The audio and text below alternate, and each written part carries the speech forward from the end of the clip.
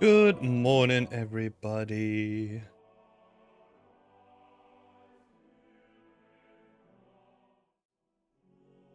How are we all doing? Nice to have you back. Let me just open up the project, get all set up, and then we'll dive straight into it. How is everyone doing? Everyone feeling good? Everyone having a nice day so far?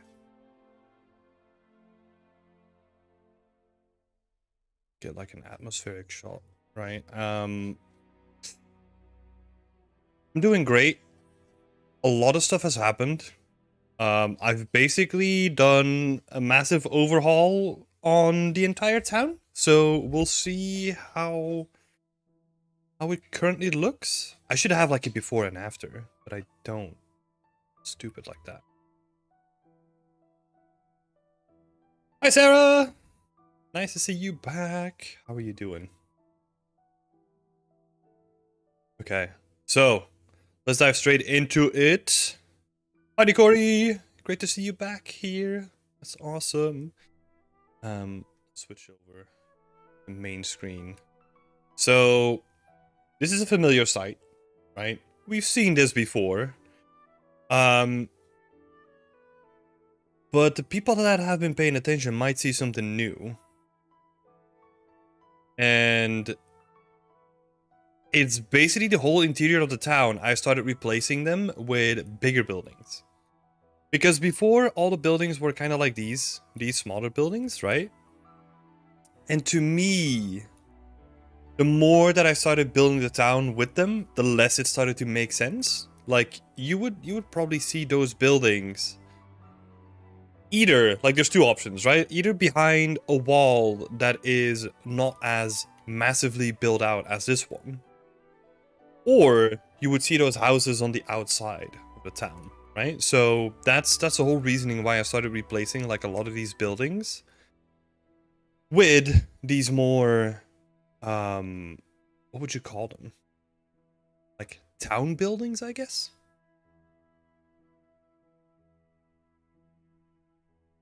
Yeah, so that's one of the things that I've done, right? So like that's the biggest behind the streams update. So you can see that we're getting all these like nice streets that we can start like decorating like a very nice way, which is probably what we'll be diving into today. Also another thing, I switch back to, you can see that we have like a couple more lights all over the place. So I've set up a blueprint for that where I can switch the mesh, and I have like a bunch of parameters for like where the light needs to be according to the mesh location. And then also it will flicker as well. So if we simulate this,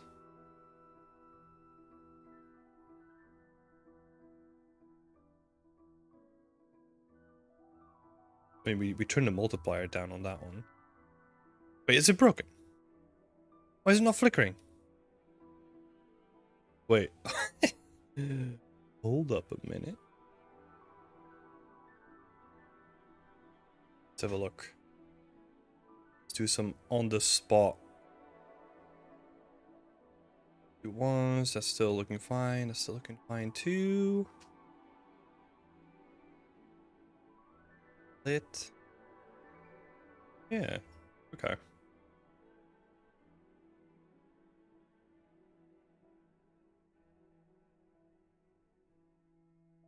Oh, that's weird. Oh no, it is flickering. Right, so this is like the flicker intensity set up to the max. So this is what it looks at maximum. And it will do that for like all these lights that have been set up. We're getting some nice ambience. That's another thing that I did. And then also the last blueprint that I've set up, you can kind of see here, but it's still very much work in progress. I want to have bunting hanging in the entire scene. That's what I'm currently setting up here. That we can set up like the amount of flags that we want. The scaling of all the flags. And then I'm gonna set up like dynamic hang as well so that we can have them hanging. So yeah, lots has been happening behind the streams, right? So that's like a very quick update of what happened. Basically, a light actor blueprint, right? So that I have flickering lights all over the place. We have the bunting blueprint, and then like the massive overhaul of the entire tower, basically.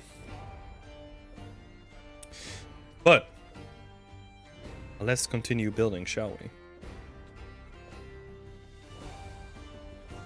I think what I want to do, the thing that I want to get started with, is I want to make a blueprint that combines like some of these buildings, because I only have the singular buildings here.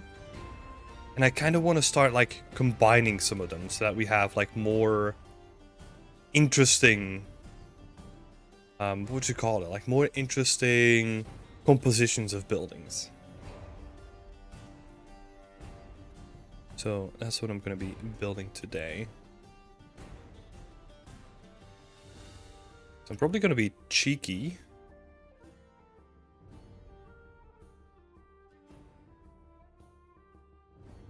I am going to see if we can kind of...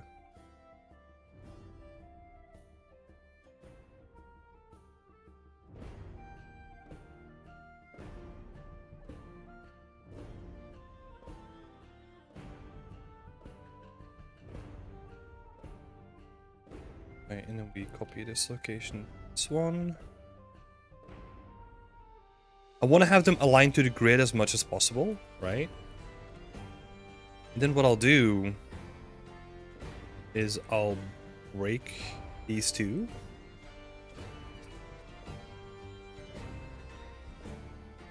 And then I'm probably going to recombine them into like a new thing.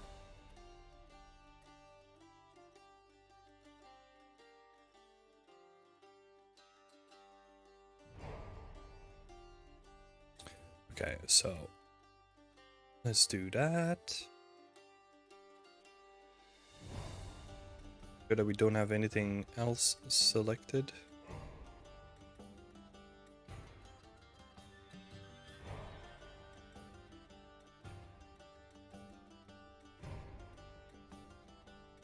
Set to minimal Z, that's good. What are we gonna call this?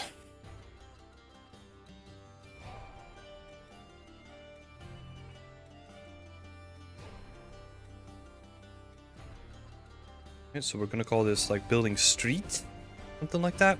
And then we can rename the ones that are single to like standalone or something like that. Okay, and now that we have this base, we can start cleaning this up.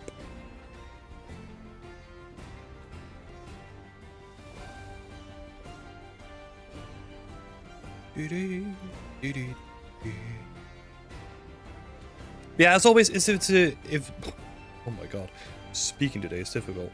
If this is your first time in this chat, feel free to ask me any questions, or I don't know, if you're running into issues with making your own stuff, feel free to shout it out so that if I can see, I can help.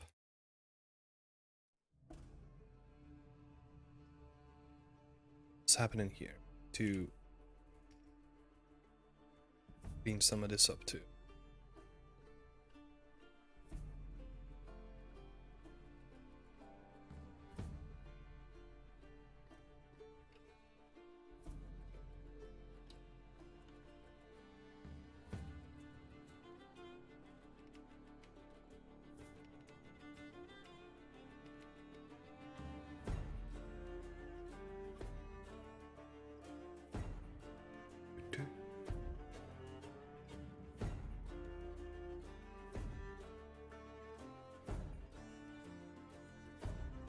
So I'm currently just really having a look like where this piece fits in the whole puzzle, because it is slightly too big.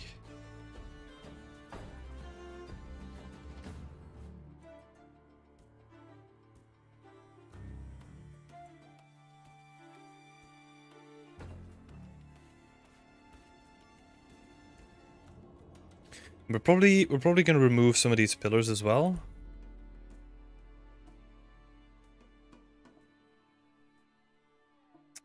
Man, you know what I really need to do? I need to Just have to become a little bit more flexible. I need to remove these brackets and then add the singular brackets again. I think... Guess...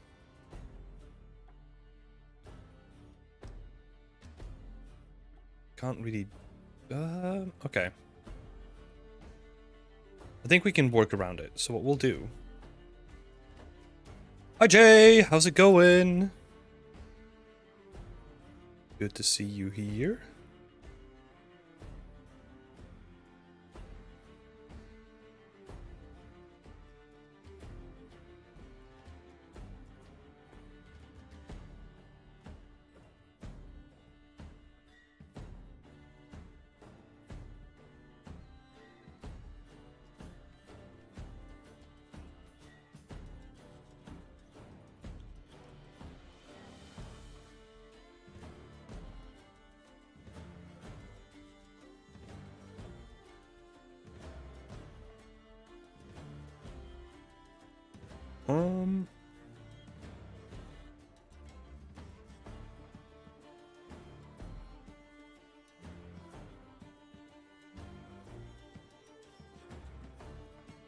Yeah, this is where the puzzle pieces really begin, right? So... and then maybe what we'll do is, because that's part of a frame, we'll connect it to a frame here as well. Make it make sense. Working a half day on a Friday so I can quickly get back to personal work. Hell yeah! How is your personal work going?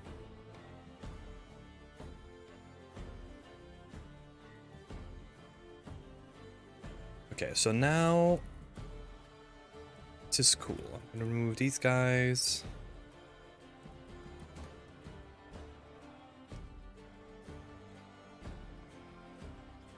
I think the only thing that we kind of need to cover up is like the roof section here, right?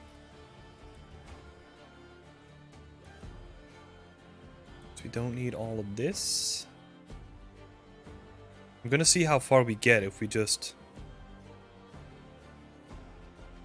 duplicate this out.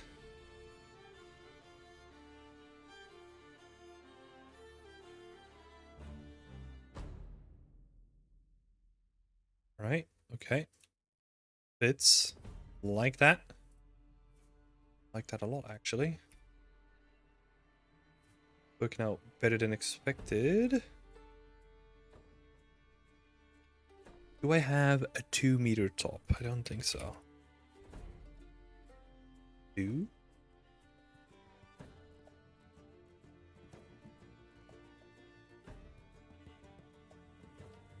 Oh man, this is an awkward piece, isn't it?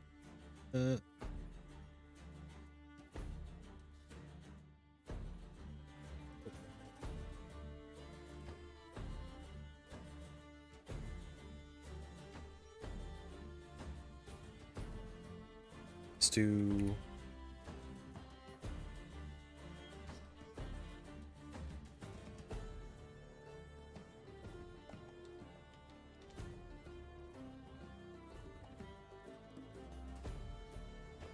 Just his beam that's in the way. We can ignore it for now. The roof doesn't look too bad. I'm quite happy with that, actually. Let's align some of these pieces. We got these.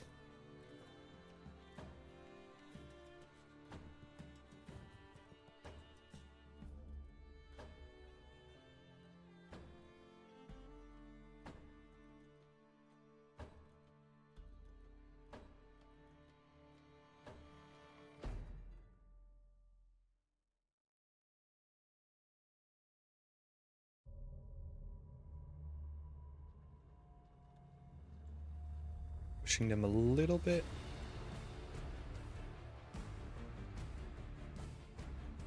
I do like where this is going. I kind of... I'm gonna try something. So let's save this first. Right. Let's implement it into our level, actually. Because that's going to replace these two buildings, right?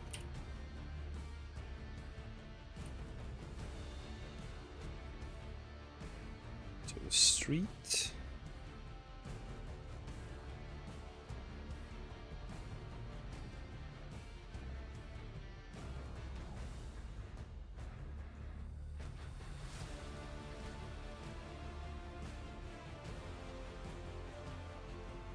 Change the silhouette up a little bit, but that's okay actually.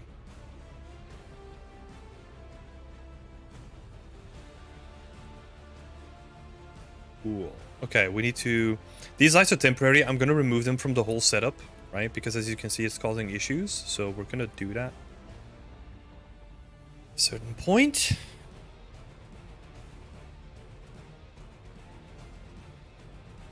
Jay's work is going okay. Been kind of slow for me. Doing a mix of art and working on that add-on. But got around to sorting out the presentation of the asset the other day. We'll get into refining it tonight. Oh, that's awesome. That is awesome. What, remind me, what kind of add-on were you working on again?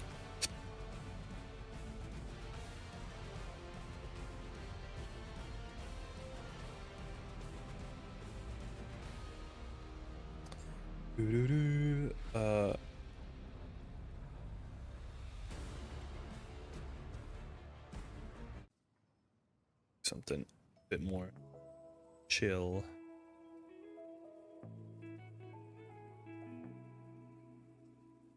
Right, so we got this building here. It is still quite uniform, right? I think it would be cool if we have like more chaotic buildings like this. I'm gonna build one of those like in a bit. I almost feel like this would be good for the courtyard situation, right? If we...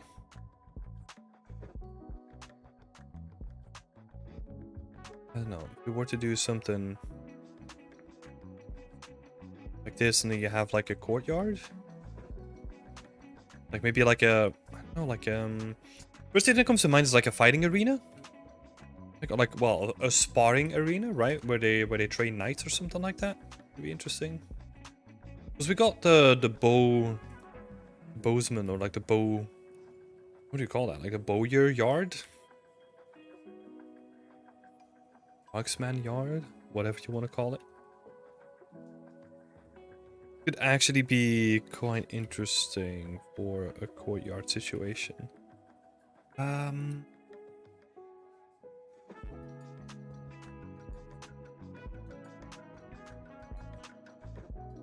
Custom exporter for Blender that manages source files and allows you to send stuff to Painter to automatically bake. Oh, that's awesome! That's right. Yeah, I remember now. Then I went into a whole tangent that I was trying to do the same thing with Designer a while back. I remember.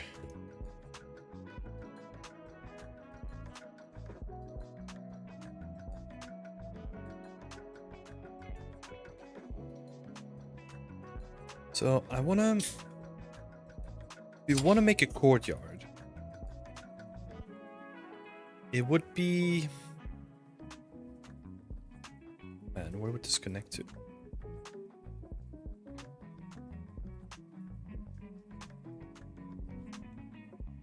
I don't really have like a small gate, right? Like an arch? What did I call it? I'm just gonna put in like really quick placeholders, right? Because I'm thinking about an idea. I don't really want to lose that.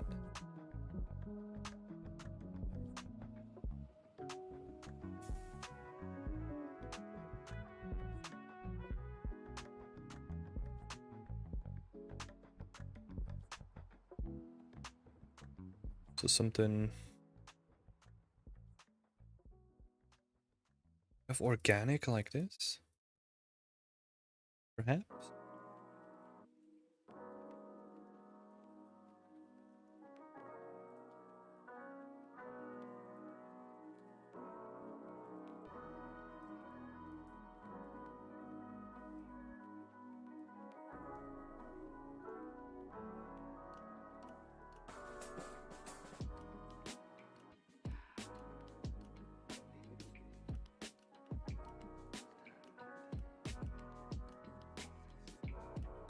This would almost be Because I'm thinking about it in terms of like quarters as well, right? So this would be like the nobility quarter or whatever.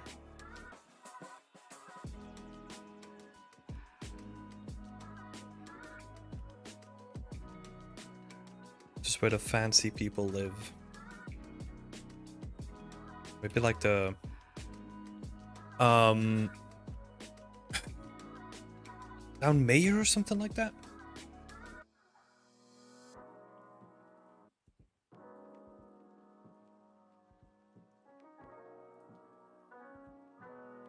Interesting.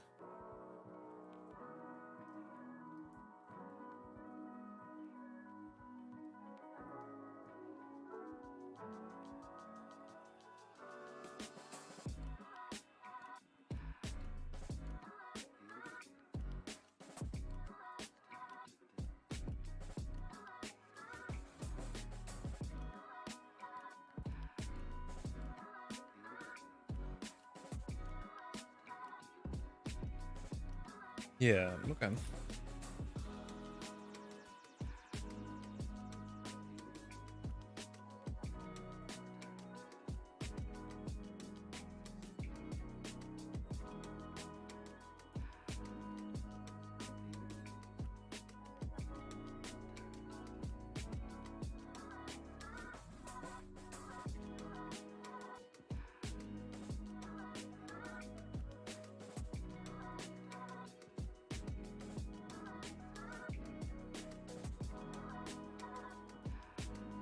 It's a big courtyard though.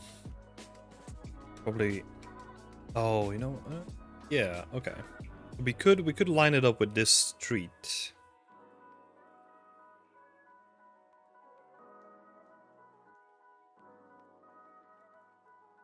Right, so you would still have this street going down here. Something like this then. Right, and then this wall would connect to that building over here.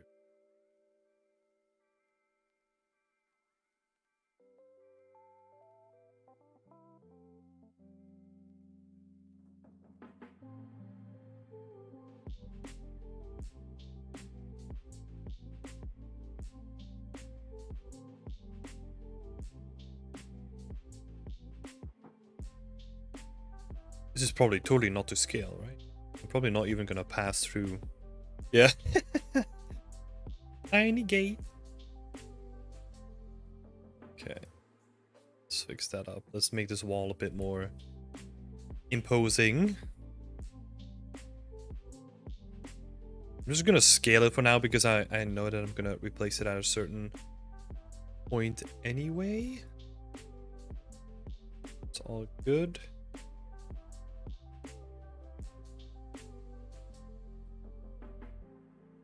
Yeah. I love the dynamic that we're getting now, right? Like everything feels like a bit more organic than it did before. And we maybe have like a smaller building here.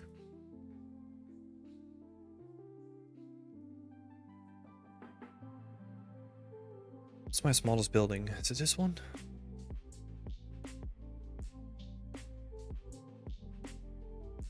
I think this one is the smallest one currently.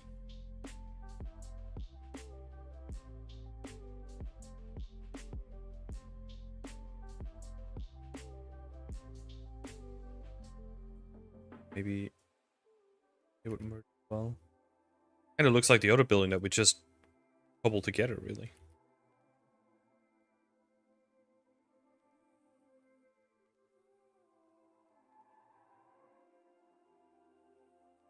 Right, so it's a little bit of landscaping.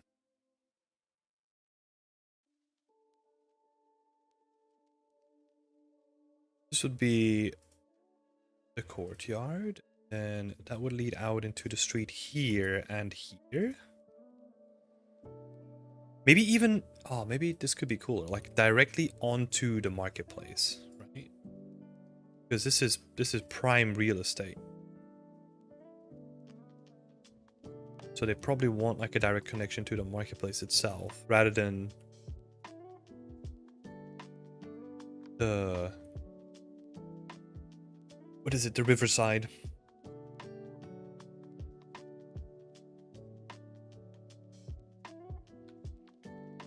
Or both, you know?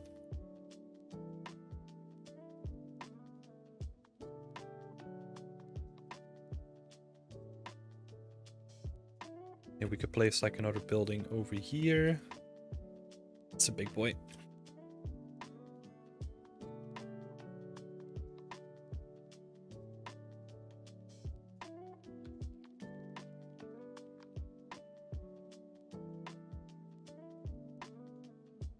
Actually do need like another smaller building.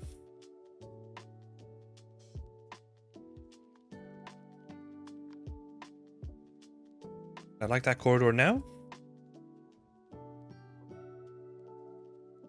Pretty cool sneaky corner over here.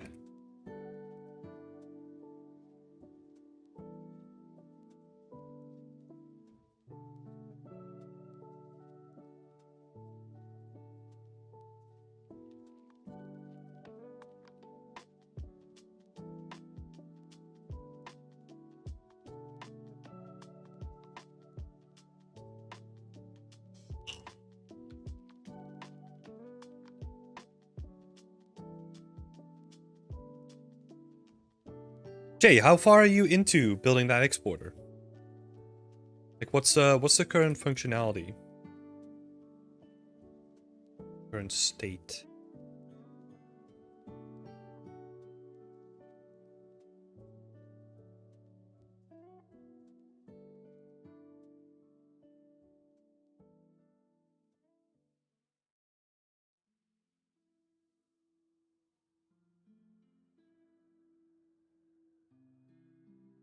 The only thing that I don't really like here is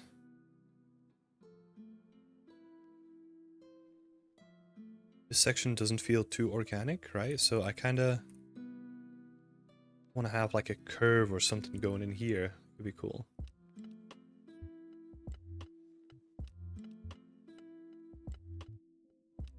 Path coming down, widening up.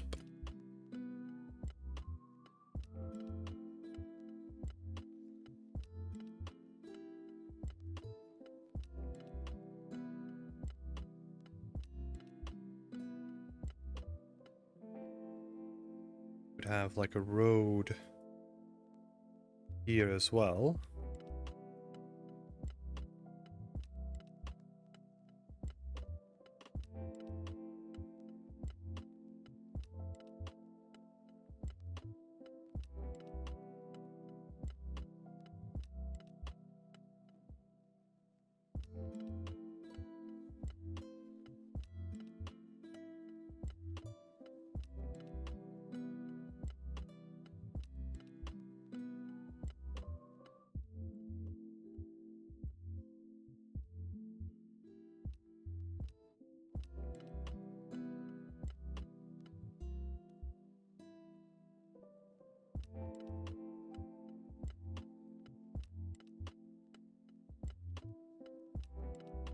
Trying to look at like the logic of all this.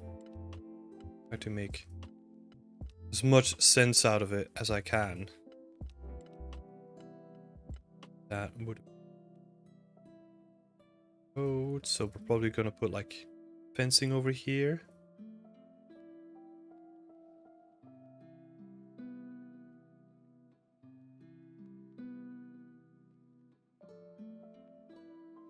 I do like that we're getting these, like if we walk around, right? That's probably the best way to showcase.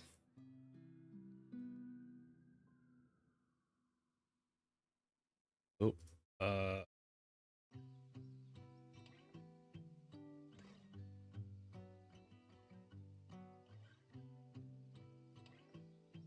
like if you were to come into the town, right? You're getting these glances of like the river on the right. These little alleyways. Pretty cool. Hope this still has collision on it, of course.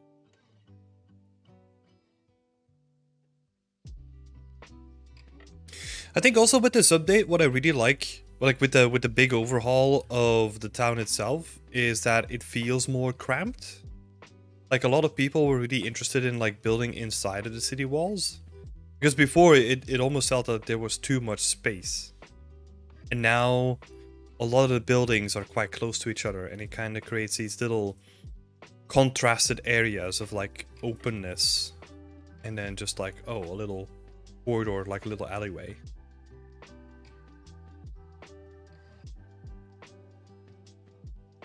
Pretty cool. Then we'll need to think about what we're gonna do here as well.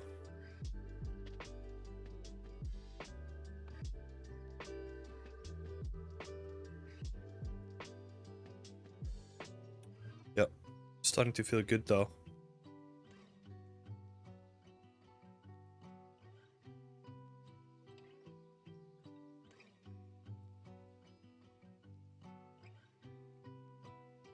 Starting to feel real nice.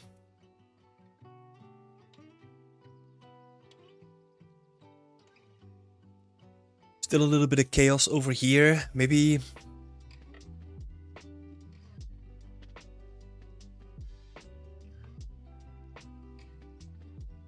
in this area. I don't want to be precious about my work, right? Like I think that's a thing that I love to do, is if I feel that something is wrong, like just delete it all and like kind of start from scratch again. I know it's kind of wasteful, but it usually lends to like a better result.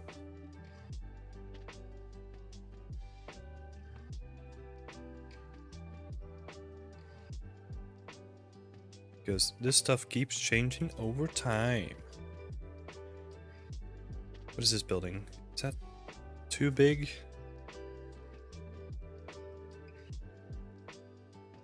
I'm gonna align it with this one.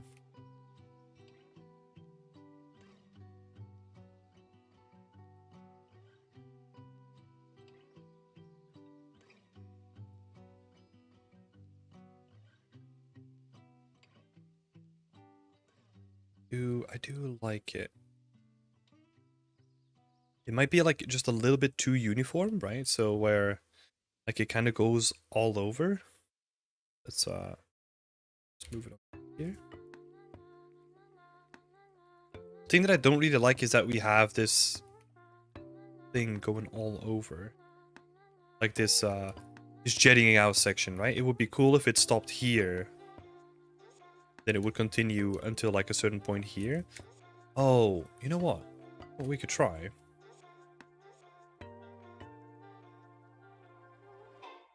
What if we try to incorporate like a staircase into this building? Somewhere.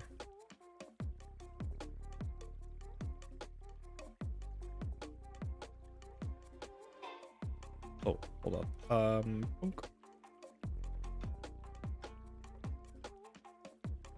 Sure. This is at 0.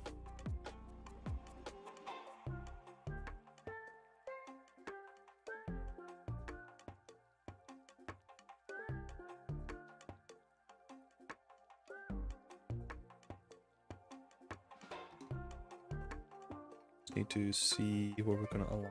Don't like that this is going into the floor. 4 by 4. So how tall is this then? That's 3 meters. Okay, so I think so. We do have a 2 meter section.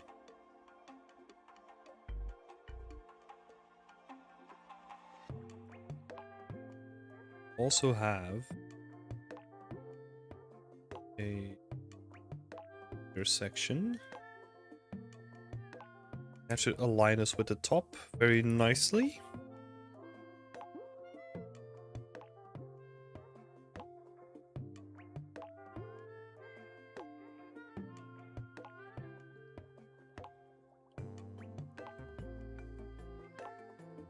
Don't know if I have the connection piece for this though.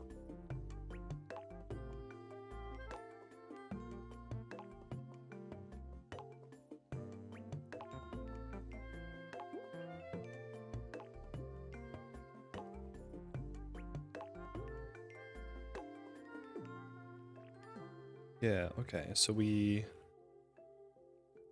We have a 4-meter open one.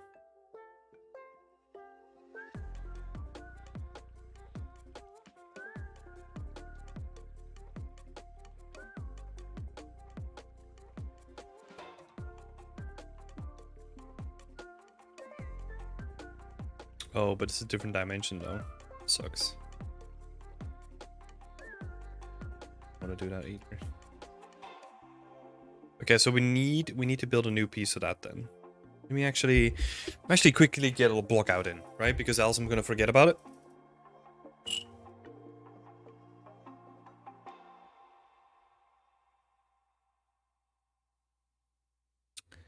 So, kit.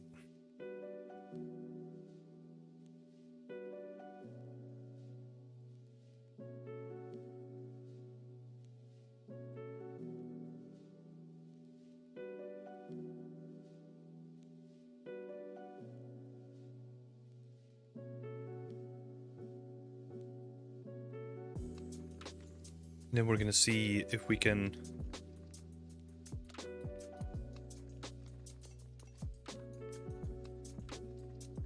you do want to jetty the first floor a little bit, because that gives these buildings like their unique character. So we'll need to probably implement that first, because that's gonna move all this stuff as well. So I'm thinking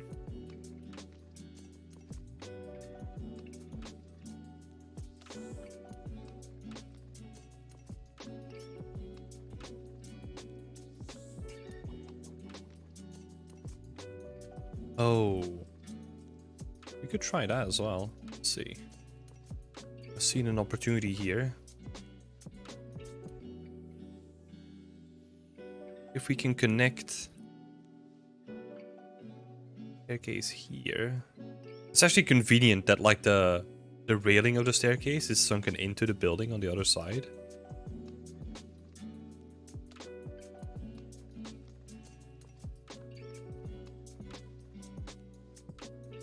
So that corner is too big.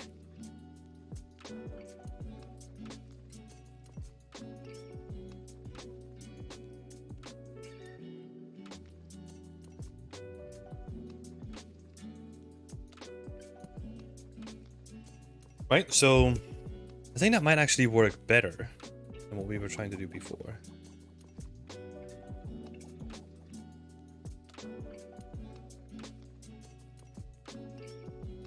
Now we just need to not have it look ugly.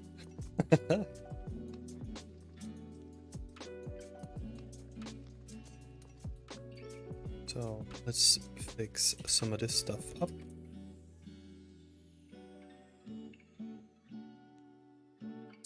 Sit on grid snapping. Didn't do grid snapping.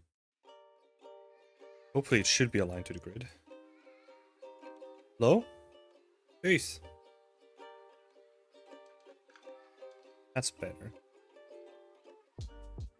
However, it is not aligned to the grid though. That is freaking annoying.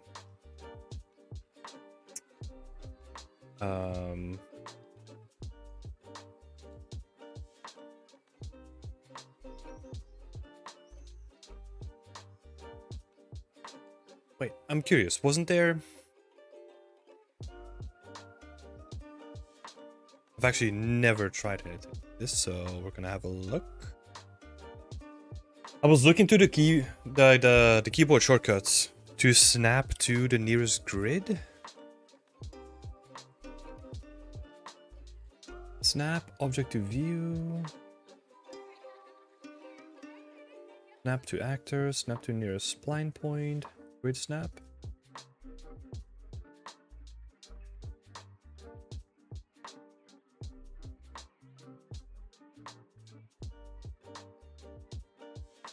Let's see.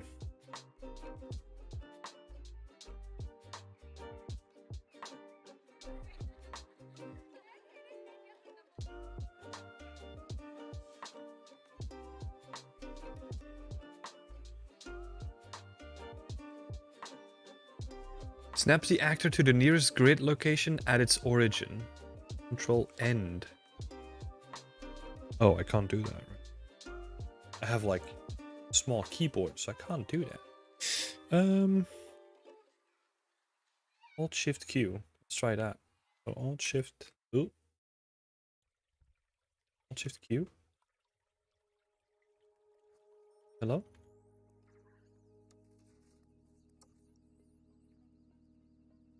Yeah, that's just... Oh.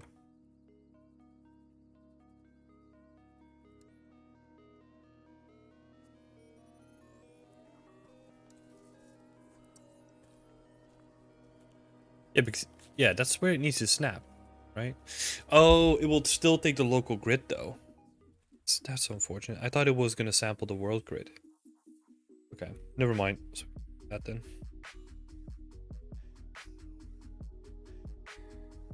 Never mind.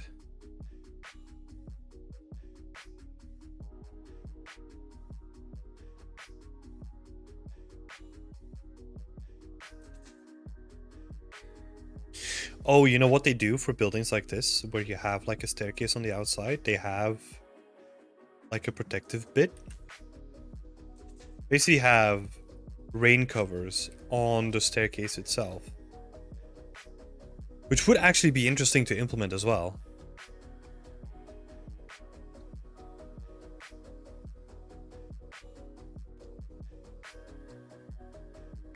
Yeah, how's everyone else's work going? Hope you're having a wonderful Friday.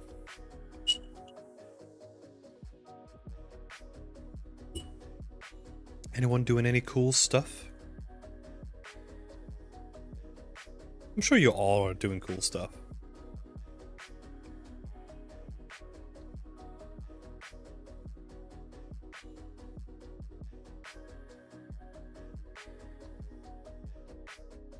That's a big roof.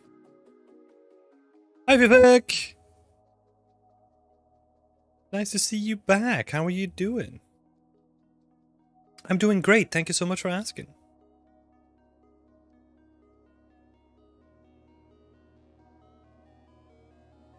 Wait, so oh, that snaps to here. That's weird. Why did I do it that way?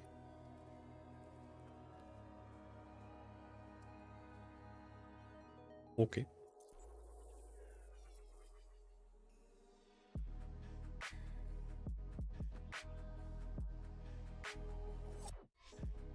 Okay, so, where are we?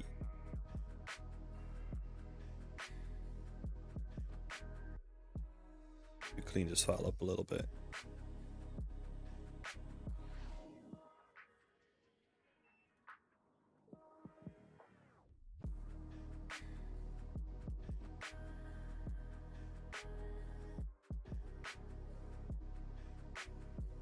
Let's move all of you to walls.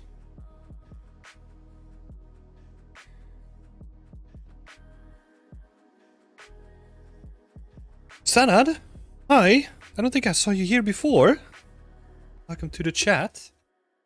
I'm trying to make the typewriter from Dylan Abernathy's tutorial. Been learning a lot. Oh yeah, I bet you that tutorial is like packed full of stuff. That's an awesome one.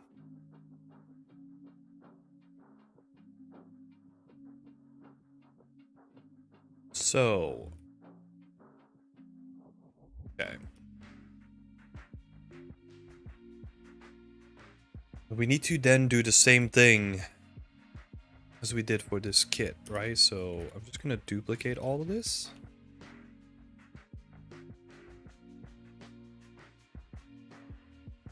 And then duplicate it again.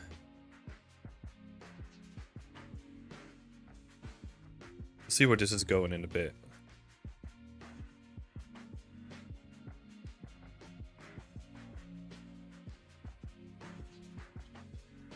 Oh, I was only here a couple of times before. I've been listening to the podcast a ton while I practice. Oh, that's awesome. Nice to hear that people are enjoying the podcast still.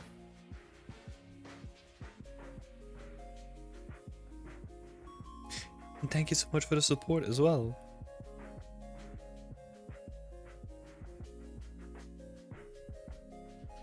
Yes, so. Okay. We're gonna eat all of this.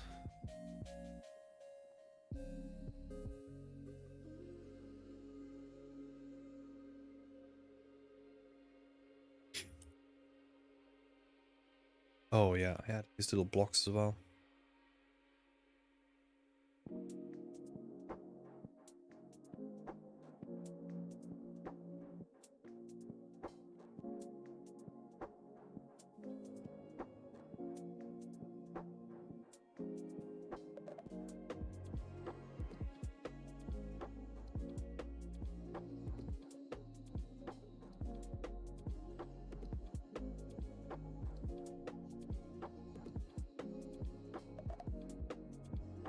Gonna that. Gonna move all this stuff down.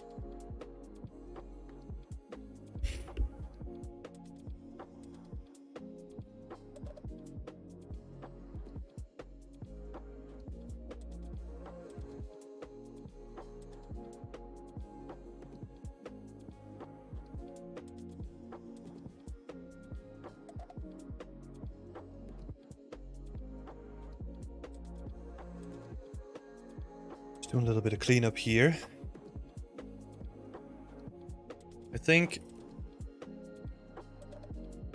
So what I'm gonna try to do is I'm kind of reusing stairs underneath, and then I'll just do something like.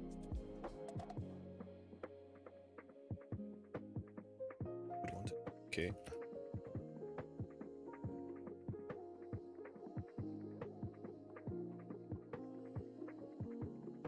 Oop, expand this. See that this aligns with that.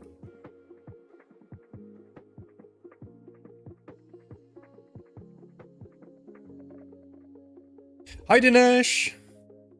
Good to see you back. How are you doing? Right, and then this becomes our roof.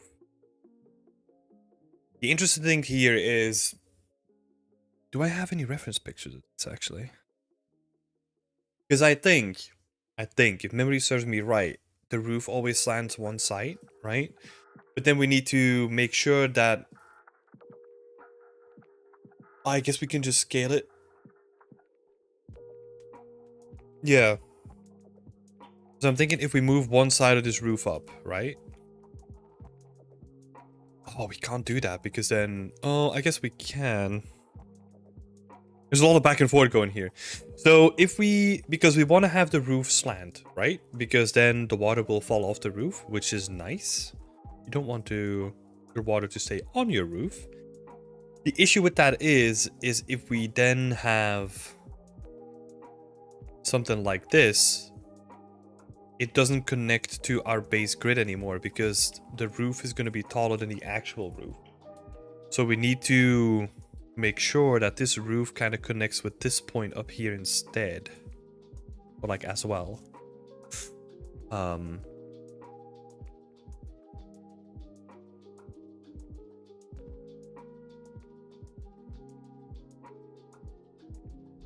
Yeah, so we kind of need an end piece and then a continuous piece.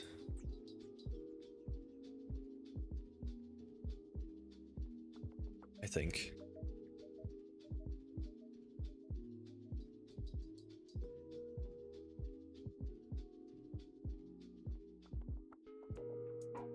Let's just get it in, right? So, I'm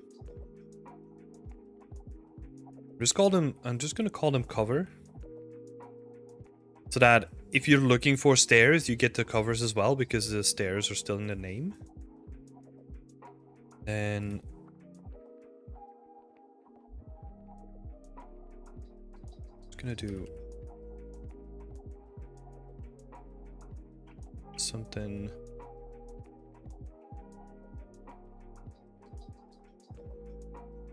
Ideally, we want it to snap to the grid as well, right? So this would be 2 meter, is that right? So 1, 2, yep. Then we would Move this down. Snap with this.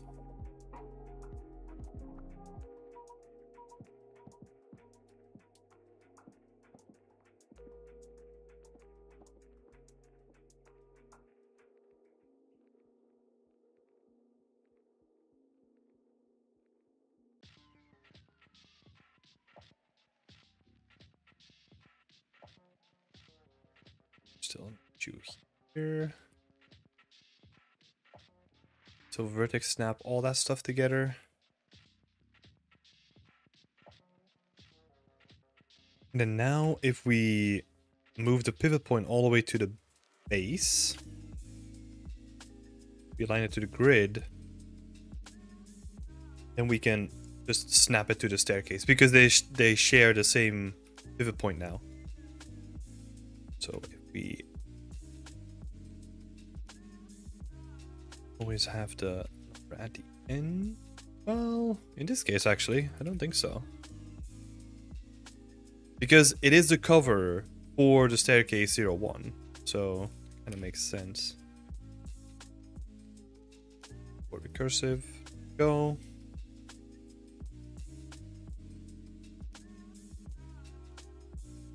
I'm doing good, Tim. How are you? Yeah, I'm doing good as well. Thank you so much. Wouldn't it be easier to make the roof part a separate actor? Not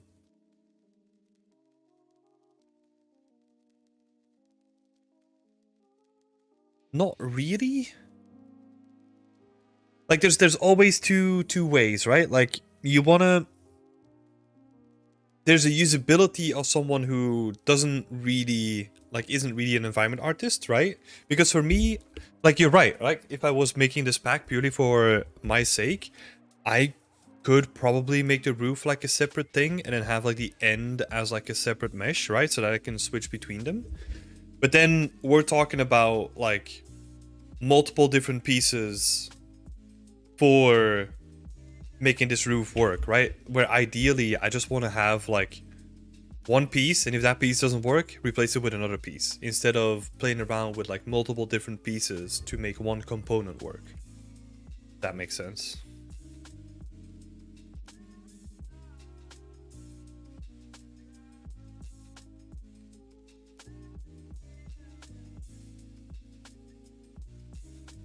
So let's see. We're gonna do some testing, right?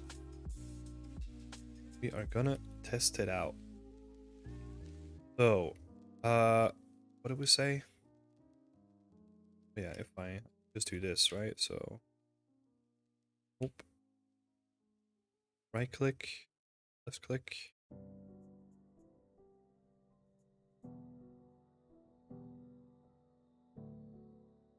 Oh, yes.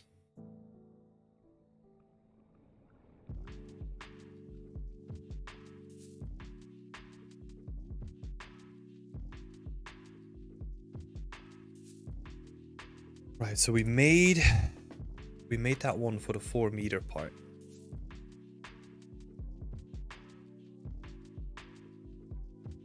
I'm on Bubble. Hi Tim, good to see you. I subscribed recently. Vivek suggested me your YouTube channel. Oh, that's awesome. Thank you so much, Vivek. And welcome so much, Amal, to the channel. Right, and now we need to do the same thing for those other pieces as well. I know it looks really messy at this point. That's totally fine. I just want to do some testing, right? So, we separate this out, combine it with this thing instead.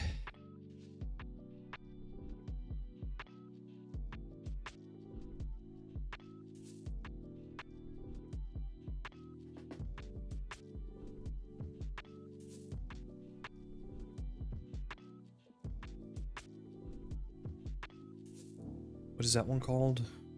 We call it in here 2x2.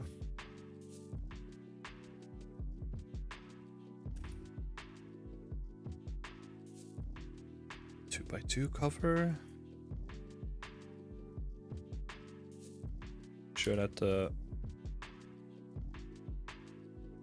pivot point is all right. And get that in.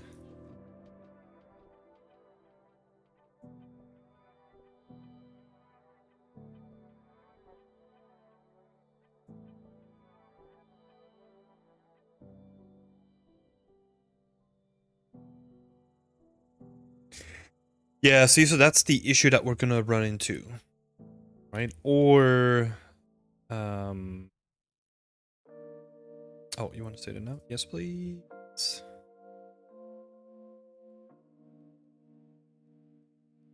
That roof is very tall, though. So yeah, what we could do would be good to get like a scale ref in here so that I actually see what I'm doing.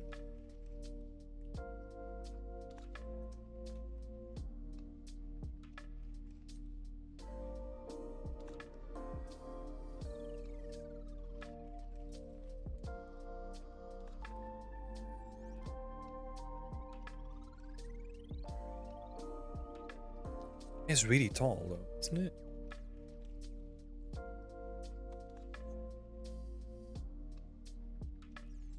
Is that tall? You're grabbing onto the rails at this height? We wanna... Wait, let me actually see.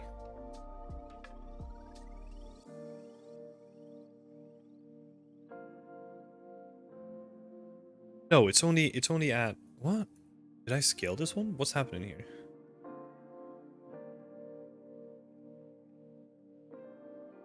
You're joking. Oh no. 1.80 m.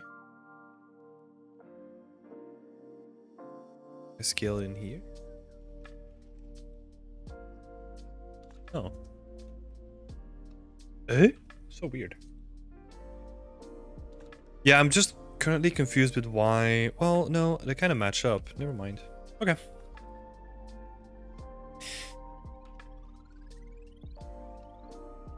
I want to have displacement on the mesh as well as vertex color blending. Yeah, have fun.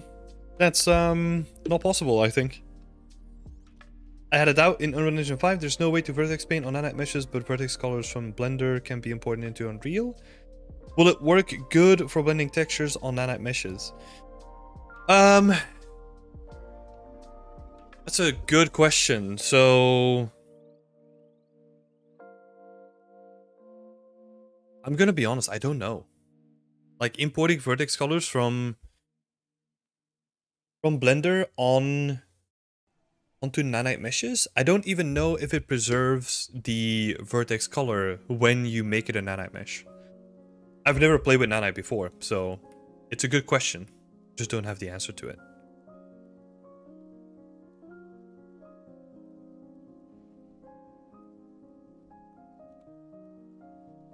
So if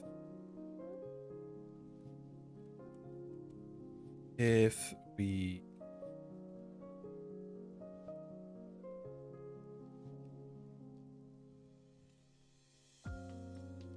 where do we want... I think we need to define the top point, right?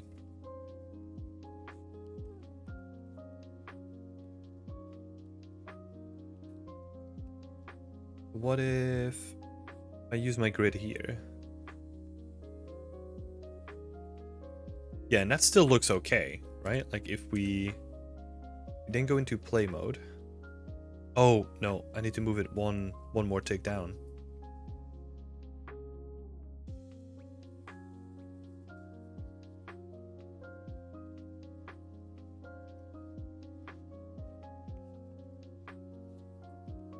Yeah, because actually... Oh, you know what? I'm gonna make my life a little bit easier here. Doing this testing. I'm gonna switch these two around. Oop.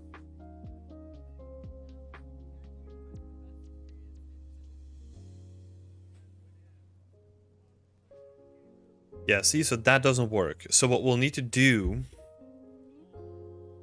is make the roof shallower. Because this top point already connects. Or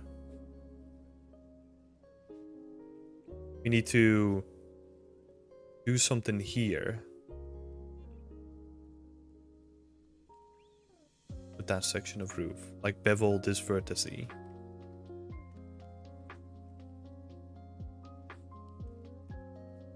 I don't think I have any. Do I have any reference for it? I guess this sort of stuff, right? But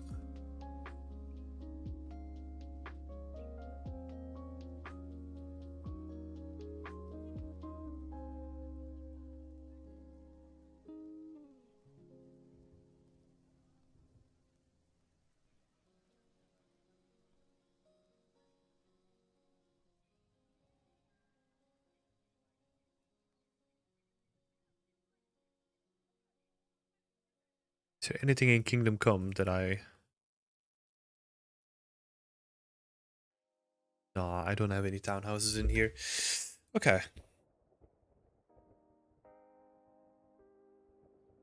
Because ideally, in like an ideal scenario, you want this roof to continue seamlessly going down, right?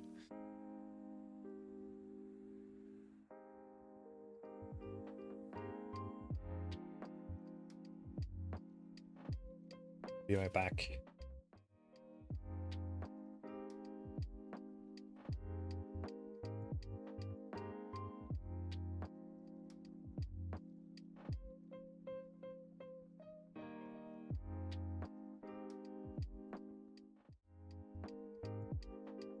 Okay, we're back. Yeah, so I think that's not possible. As far as I know, to come back to your question, Amal, displacement and vertex color blending, or like, yeah, any blending with displacement doesn't work. Like, you can get displacement to work. I saw that. Someone posted it. I think it was a new feature in 5.2 where I don't know where to look for it specifically, but there is like a displacement map input where you can add stuff to, or like you can add displacement to meshes now, but it still doesn't allow you to blend.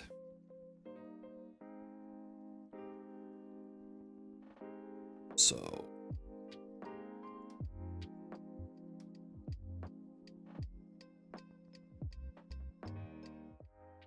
yeah, so this is gonna be an interesting one.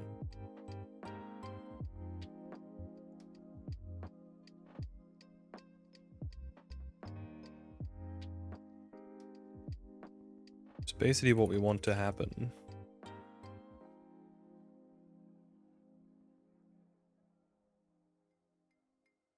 Yeah. So that's the connection that we have to make, right? With these pieces, that's the connection piece we want to hit.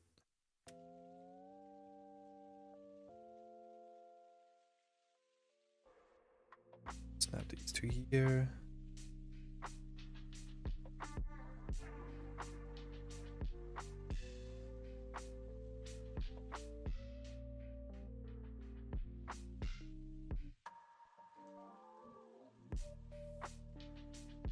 Right, and then how would this even work?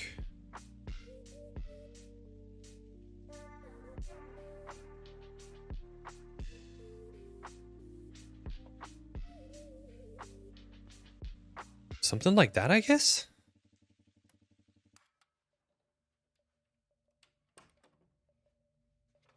Even something like this? Wait, how would this...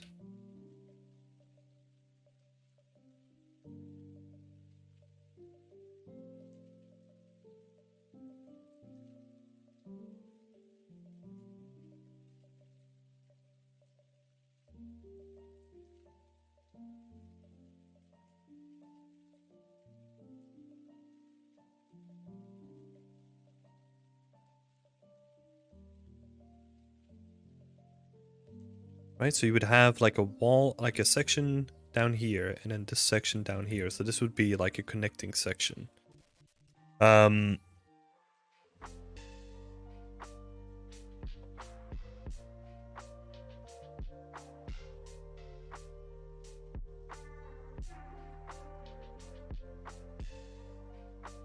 give it a test.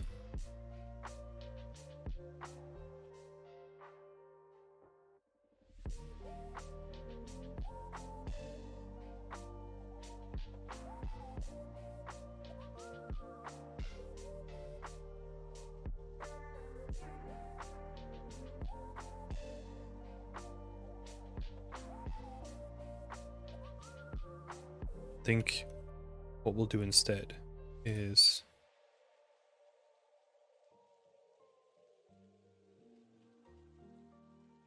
do something like this.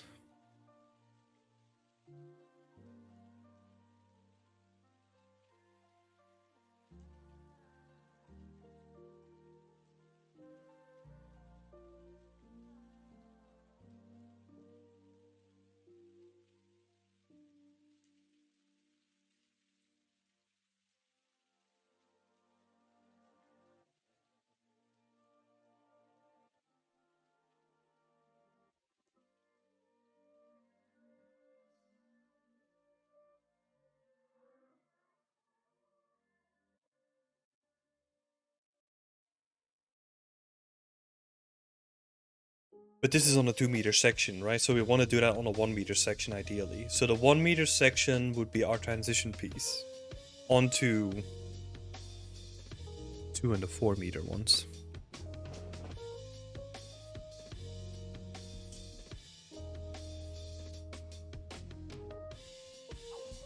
It's getting a little bit messy, but we'll get there.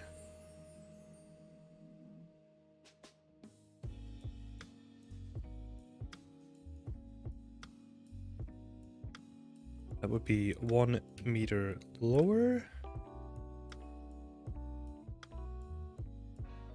Just gonna be lazy.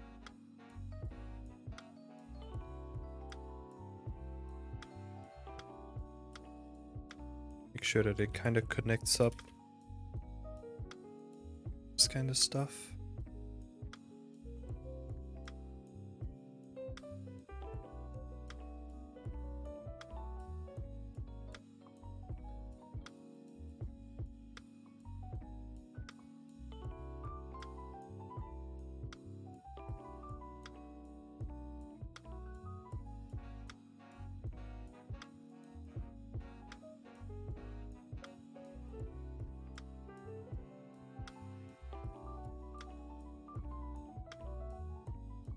Oh, no.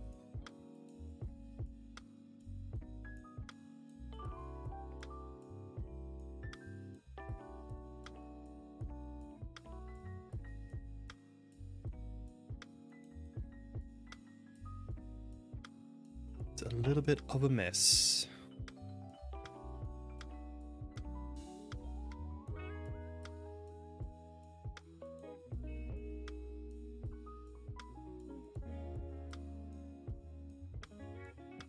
Right, and then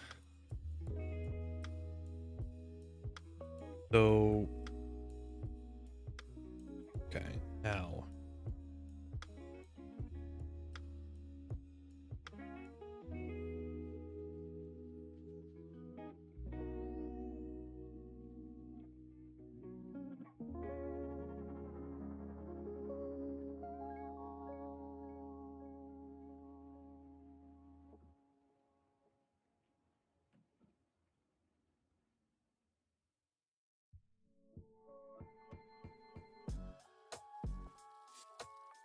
so that's a 2-meter cover.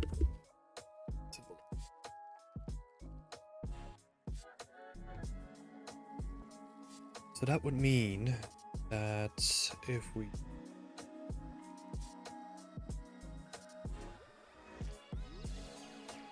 something like this,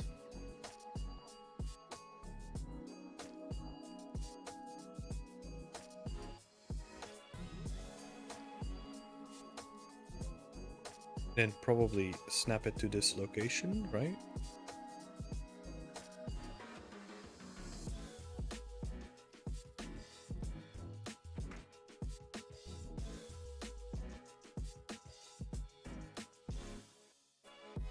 Man, this is so annoying. This is the pain of working with modular kits, right? So what's going wrong?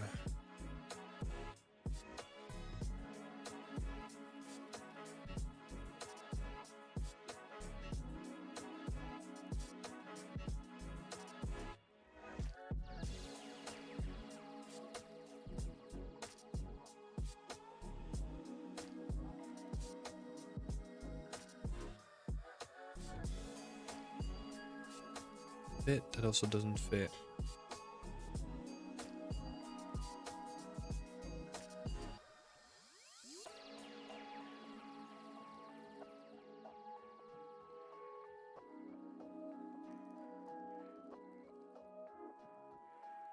So this is sunken down compared to the pivot, as well as this one.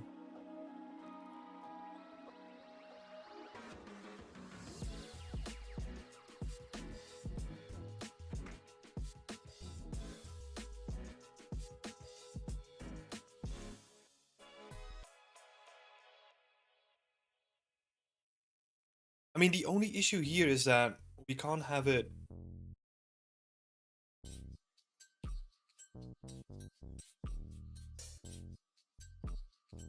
The issue is this, right? Like, if we have it like this, then it's fine.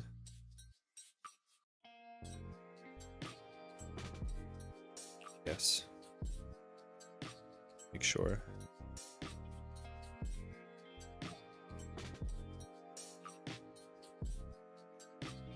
Apart from the offset here. Right, so that would work.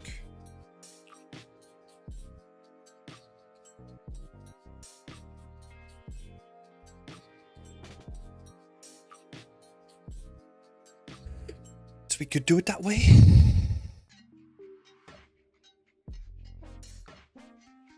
At a compromise though. Let's have a look.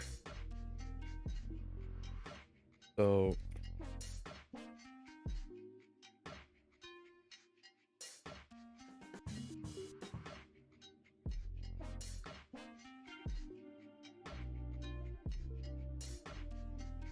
there is a specific section.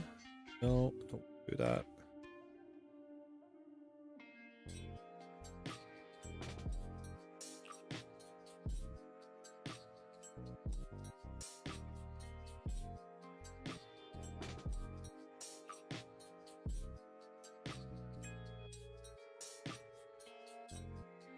Let's have a look.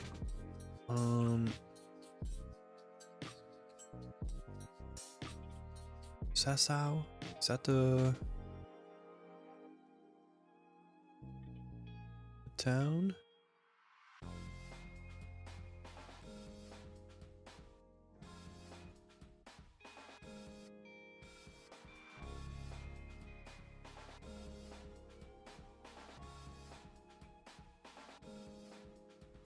Let's see if we can find some ref over here. It's this town, I know, but there's like a courtyard.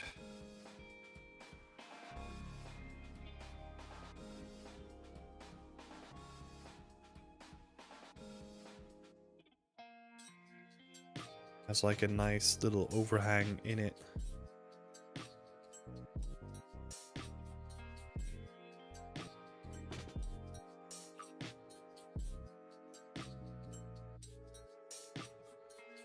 These are cool as well. Whatever. I'm not gonna find it really quickly then. All good.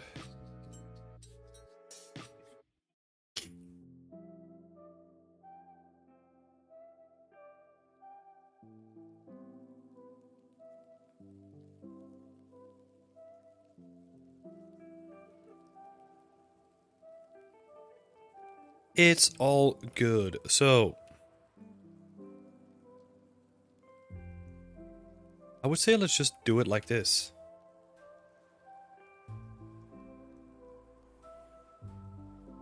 Let's just do it like this. Just need to make sure that they connect properly, and we're good to go.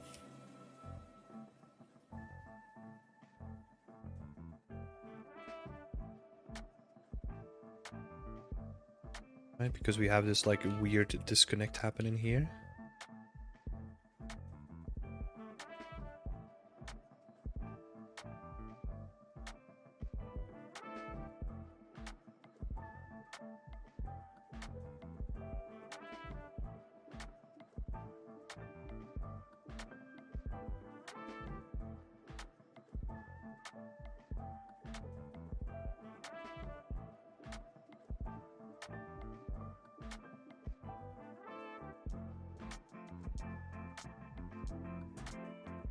Connect this section up.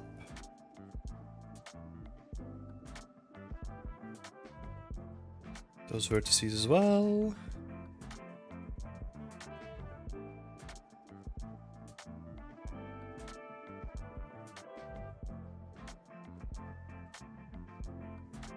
Very simple stuff what we're doing here, just vertex snapping stuff together. Just gonna see if we can run this through a little script that I made.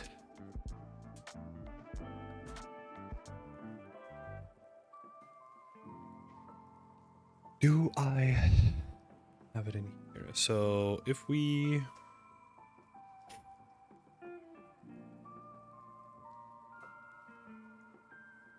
move creator number 2.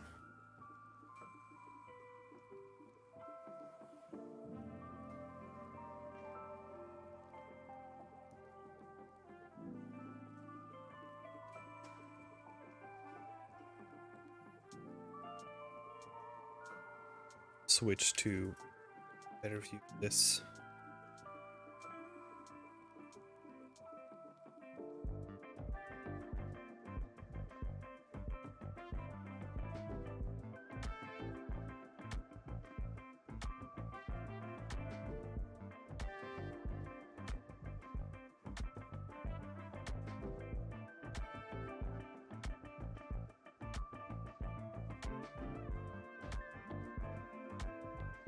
Make them a little longer.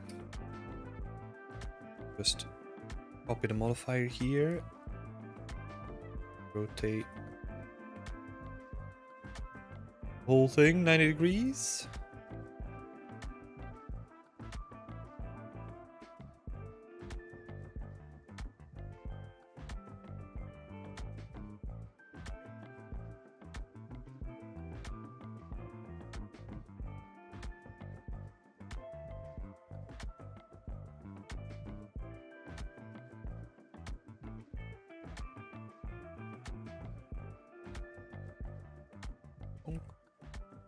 Replace these roofs with these ones. Oh, I have to make sure. Forget about this step over here.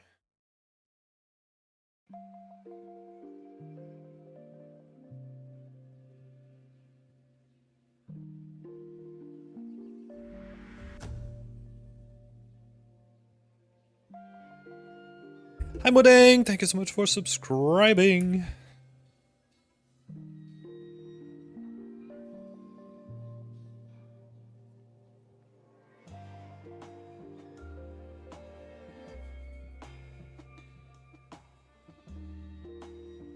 Should work out.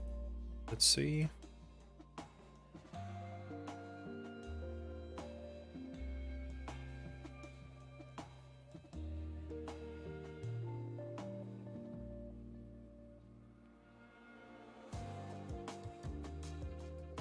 The UVs are an issue, I think. Yes, definitely.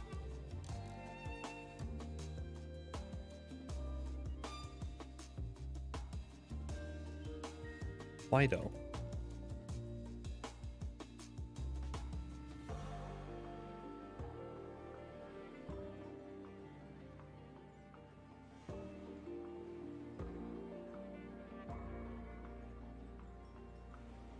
That's not the UV we want, huh? Is it this one then? Oh, it is. So weird.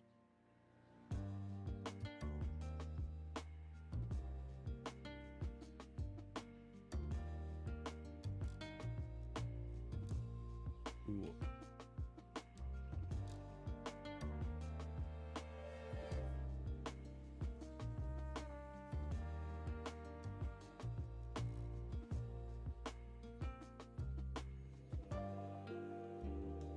It's better.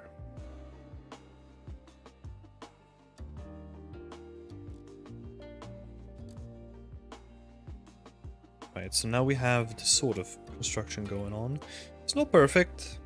Not perfect. But maybe... What if we...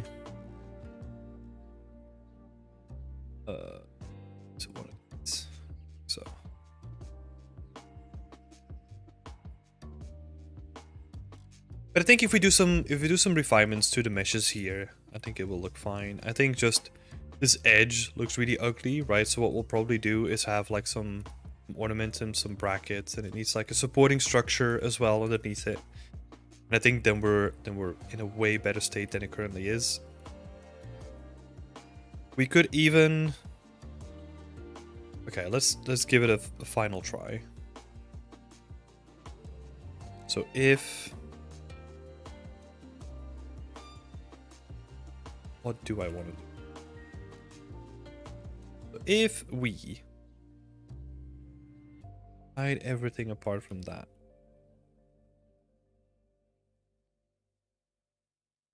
Then select this edge. And then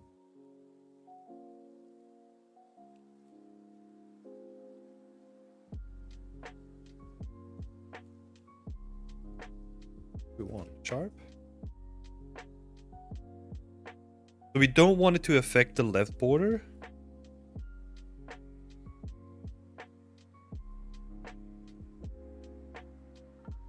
So we want to have a little bit of a slope in it. Let's have a look.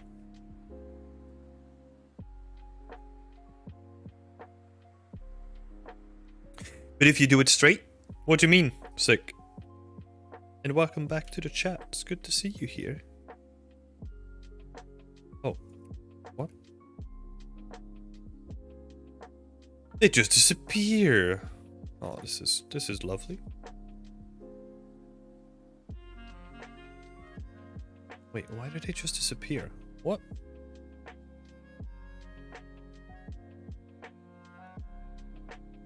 Uh-oh, I think it's broken. They're still in there, though. Oh, they're just empty meshes now?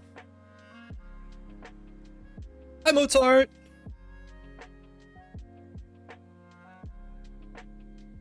Okay.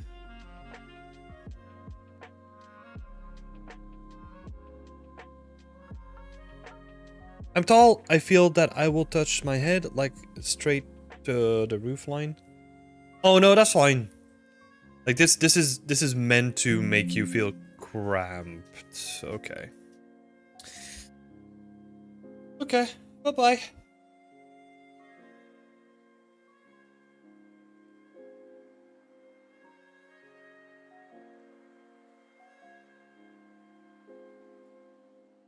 It's annoying.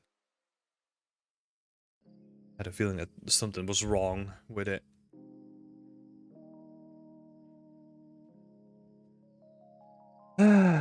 We probably need to make all the stuff that we did today again.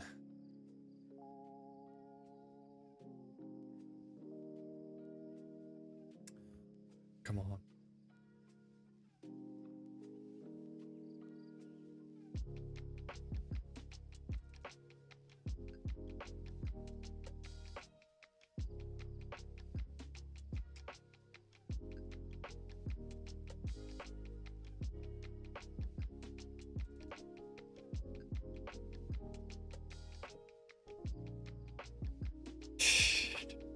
Okay, so we still have this building, which is good. We lost the progress on the other building, though. Oh, and the courtyard is gone. Oh, you gotta be kidding me. This is happening so frequently recently. Ever since I switched it up to DirectX 11 for the virtual shadow maps. Getting frequent crashes. Hi, Pyramid Scheme! Nice to see you back.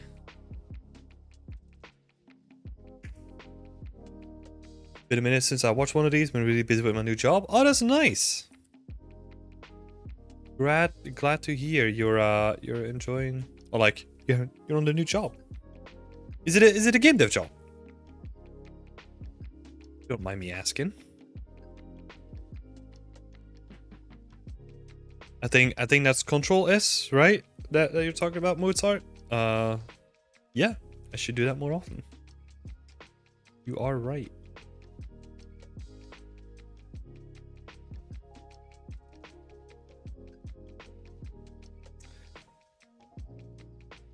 But also, like, it shouldn't crash as much as it's doing either, right? That's freaking annoying.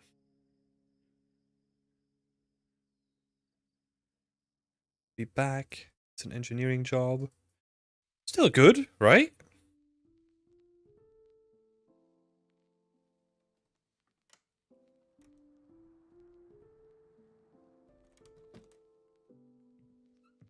Oh, this sucks. Okay.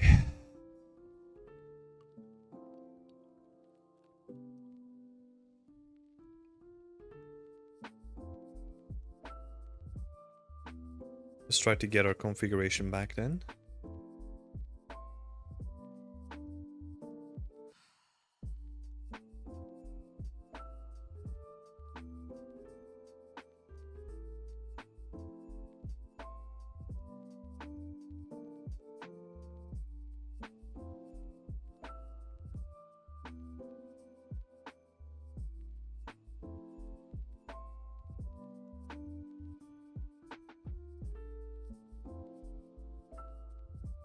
Arch.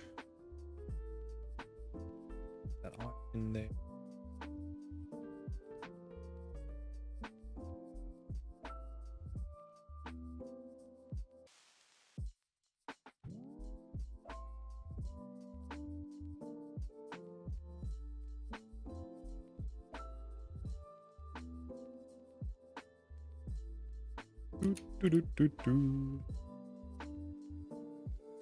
We should probably make this section smaller, right? Because we had like a fairly high turn over here.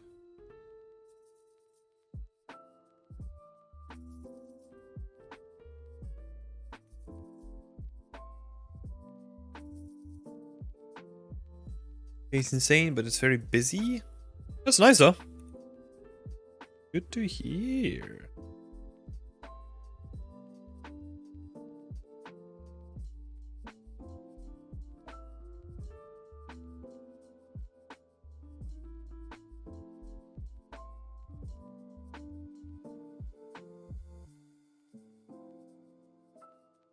So we would another building here.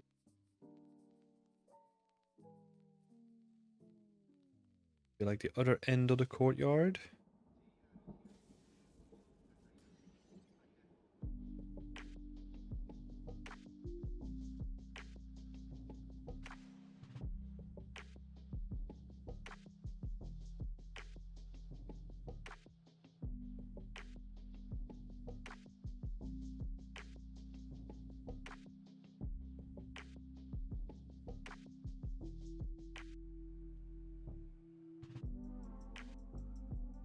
Did you see Wes Anderson's inspired AI trailers for Star Wars and Lord of the Rings? Pretty cool use case.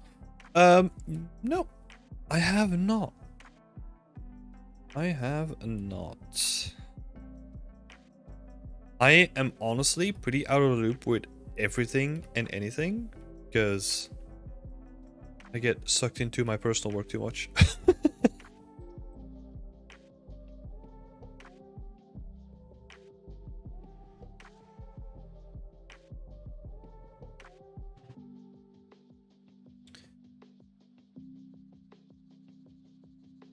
Which may sound like a complaint, but it definitely isn't. I'm having too much fun on this.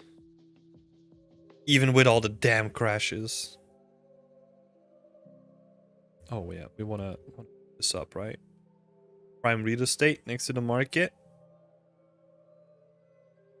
Yeah, did you like it? Like...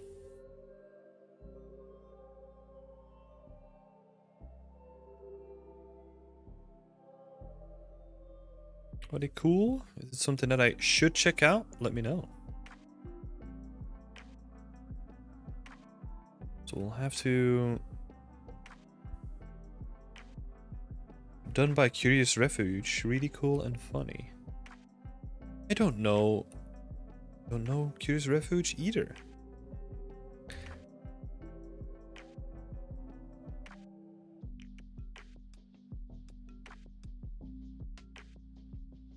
As I said, out of the loop with all this kind of stuff.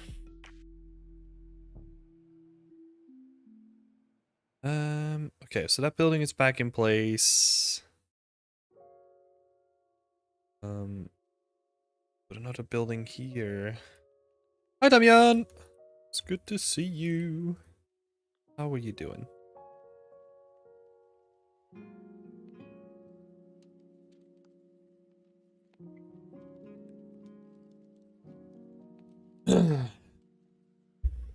Yeah, I don't know. Like, what kind of stuff do I check out? Like, what kind of YouTube videos what I was watching yesterday? It's mostly...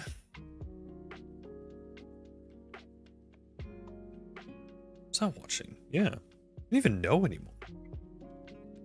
Like sometimes I'll catch up on like the latest stuff that's happening, right? Like Diablo 4 and like the reviews that are coming out. Like I'm watching that. Other than that, not really. Like I don't really go on Twitter anymore all that often. Like I posted something yesterday and that's like the first time I really looked at Twitter in a while, I think. I've gotten into this habit where I keep forgetting where my phone is because I just don't use it anymore. So it's kind of helping me just get like I guess an involuntary detox from Twitter. Because by the time that I find my phone, I don't even know why I was looking for it in the first place, and then I just leave it in place again.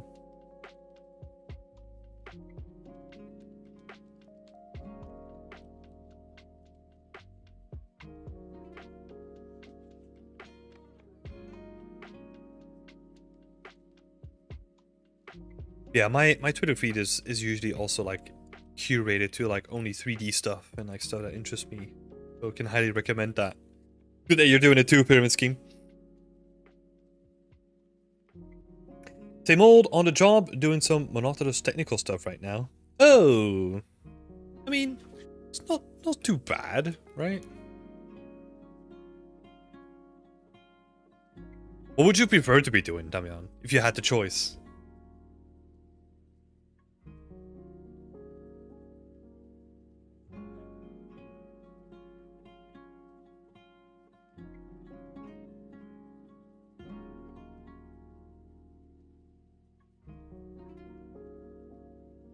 Putting your phone down and forgetting it is a valuable skill these days.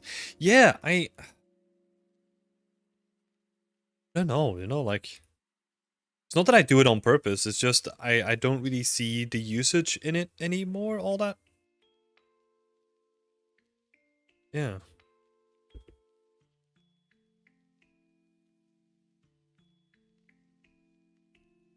Because honestly, most of the stuff on there is just wasting time, right? I don't know, like even Twitter, like, yeah, it's kind of... It is kind of a waste of time if you're not using it. Like, I find like the best use case of Twitter in my case is when I'm reacting to people posting work or posting updates, right? That's what I love about it, and like engaging with other artists. But like, yeah, the feed is pretty weird these days, and it's just like, I don't need to see all this stuff. Okay, so with that kind of repaired, let's go back to our building. The man is saying anything different, maybe modeling some props or level design. Been doing technical work and optimization for almost a month now. Yep, that's the pain.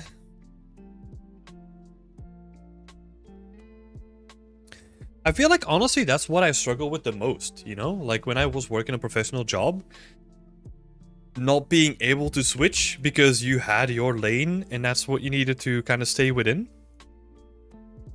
That's what I struggle with the most, you know, because I was so interested in like all the aspects of environments and like set dressing and prop modeling and material creation and like a bit of technical work, you know, like basically the stuff that I'm doing on the stream. Couldn't really do that to the maximum percentage or like as frequently as I would want to switch. Like you couldn't really do that in your job.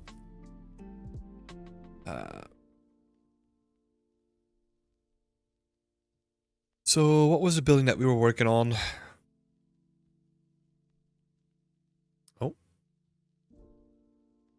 It did save it. Oh, nice. Okay.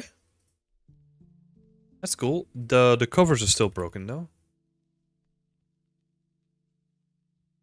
They're still broken. Are they not in anymore? They are not.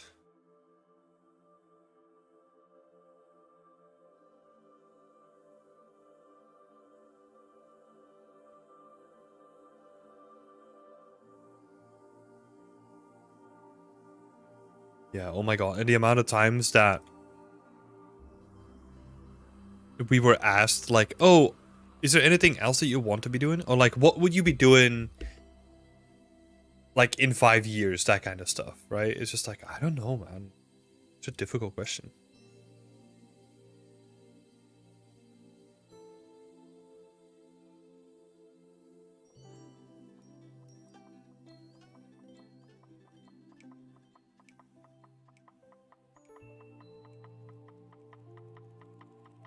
It's not. The hell. So yeah, that's cool.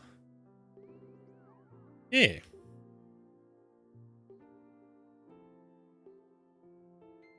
Same here, although I do sometimes get to talk to my lead into giving me something exciting if I have the time. Yeah, that's good. That's good. I think that's where it stems from, right? Like, because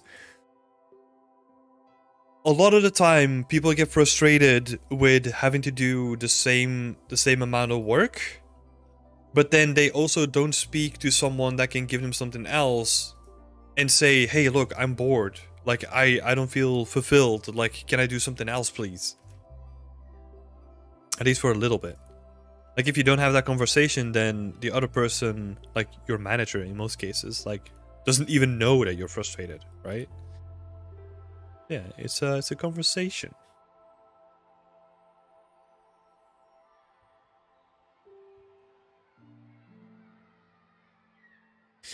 Where would you find a reference for a medieval classical style family crypt or tomb? Online.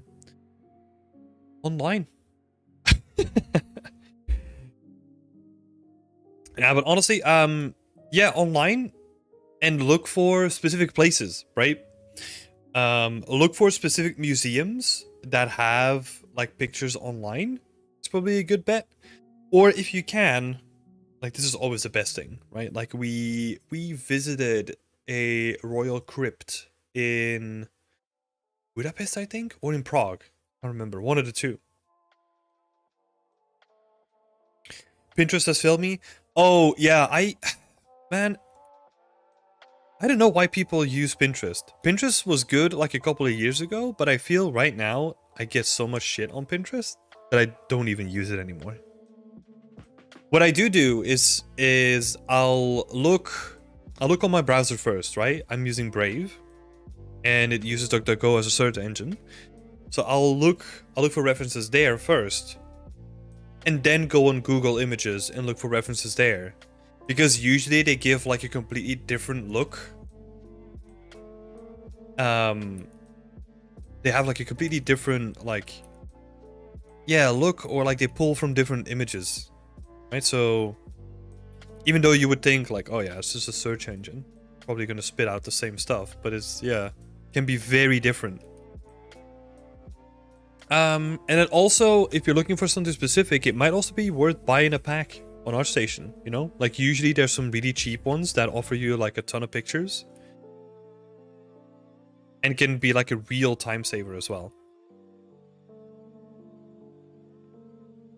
Unless you're stingy with money, like me, then you're just gonna spend more time.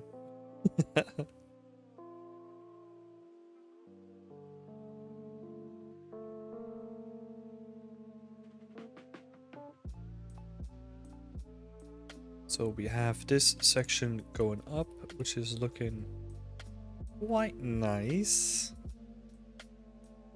I'm curious, so can we option that I have?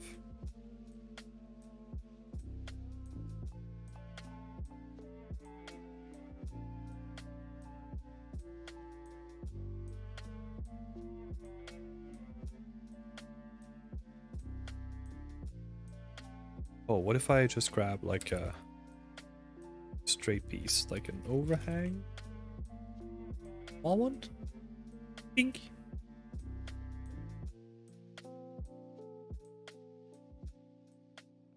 I mean, it's a little stretched, but yeah, the bracket is way stretched. Okay, we're not gonna do that.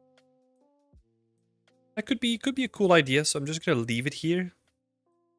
And maybe we'll switch it up at some point.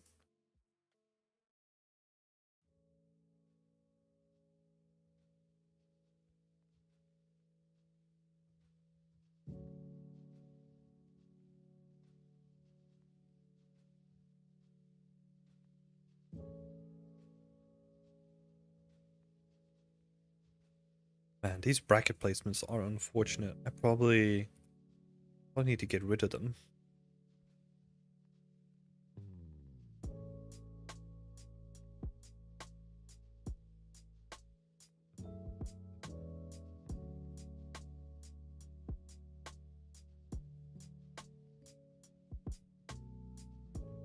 Let's have a look. There must be crypts. Like there must be. So marketplace.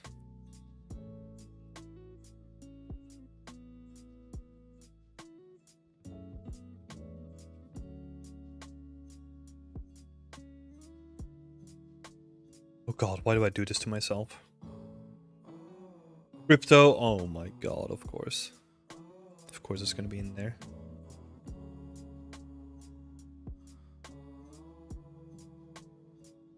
Wow, okay.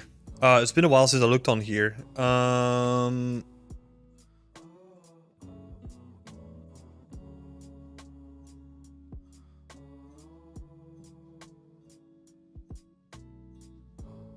this is horrible, huh? So, digital products, resources.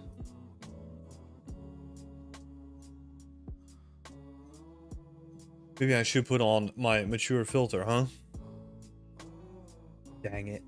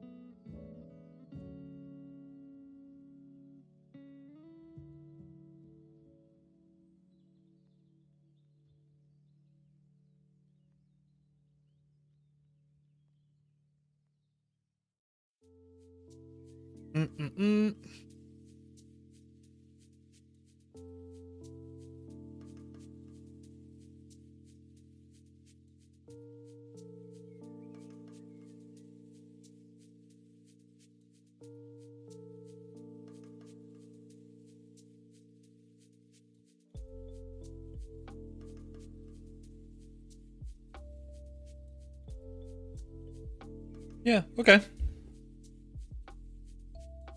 Yeah, it does look really atrocious. I'll give you that.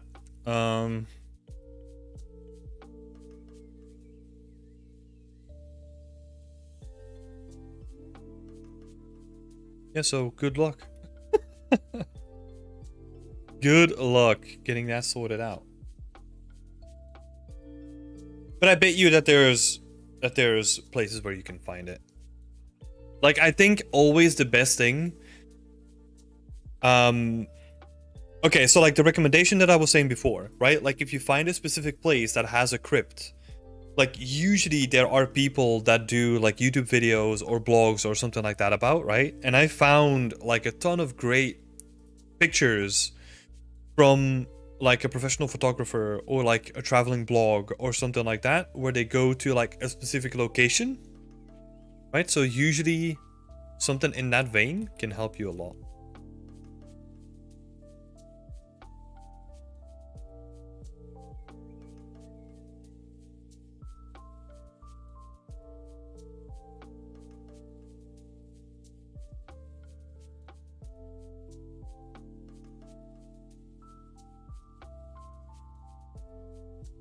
Yep. Yep, because there's a whole bunch of different crypts, right? So the closer you can get... Well, it's basically you're doing keyword hunting, right? That's what you're doing. Like, the closer you can get with your keywords, the better the results are that you're gonna get. So, for example, when I'm doing my medieval stuff, right? Like, my main reference is a Castle de Gideon. Like, you've heard me talk about this like a lot of times, but it's because like it's constructed in like an authentic way. So I can honestly just take a lot of inspiration from that, because I know that it's going to be genuine, you know? And that's like really helpful.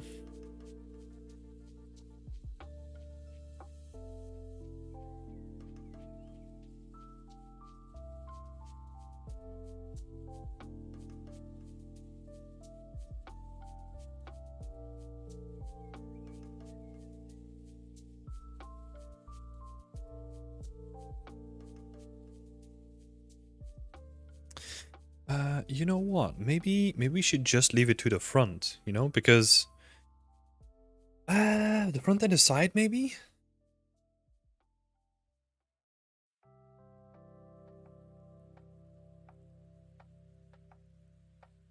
So I'm thinking about the use case of this building, right? And I'm thinking that it could be cool that we have the staircase on the side, which is like a nice feature. And then I also want this little section to the side as well. Let's just extend this. This little section to the side I love too, because I can then do something like this, right? Like where I have two of these buildings. Say I rotate this 90 degrees, and then I push this in kind of close. And then we create like this natural like little alleyway, which is quite nice. I don't actually know if this is like player dimensions. Let's have a look. Yeah, nice. That's cool, right? Like, that's a nice feature where you can create like little corners and little tucked alleyways like this, and then still have it be functional as well. I don't think we can go up.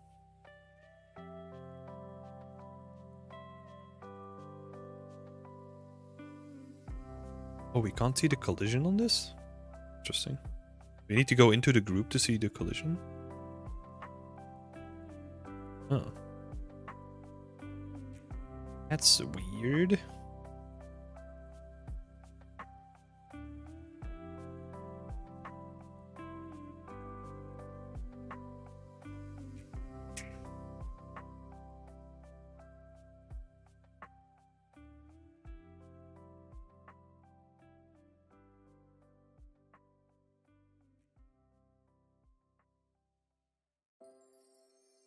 Looks like a tavern with rooms to rent on the top floor. Yeah!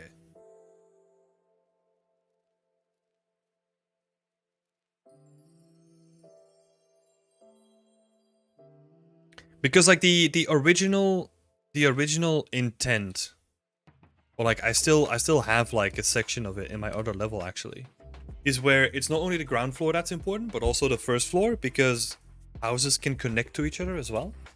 So it would be cool if we can incorporate that in here somewhat.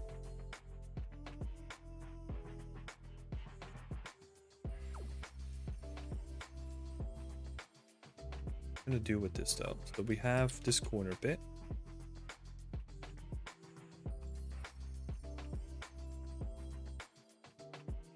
I think let's still.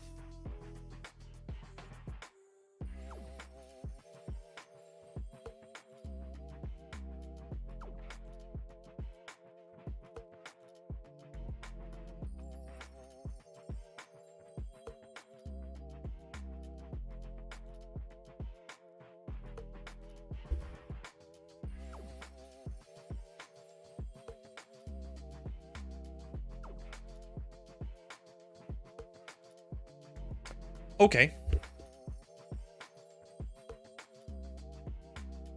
I guess so.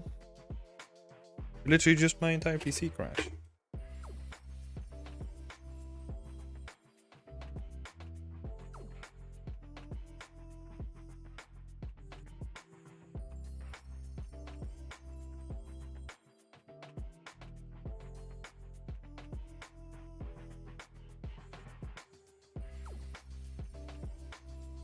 Mm-mm.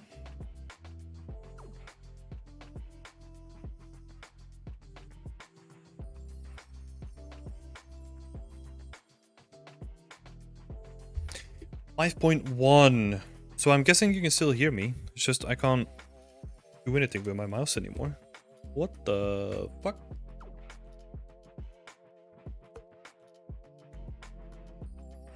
My mouse is literally just dead.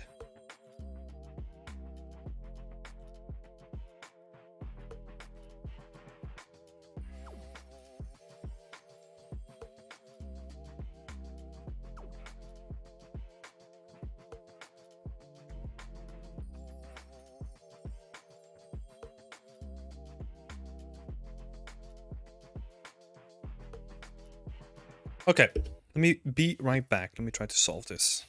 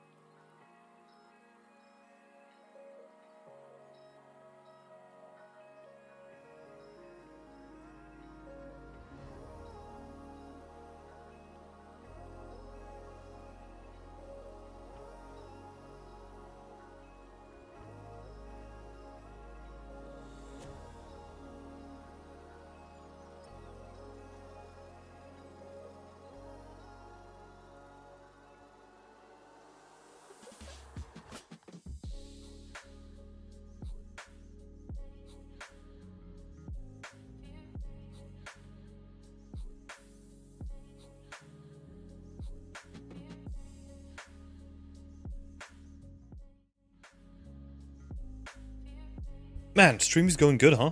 Chase!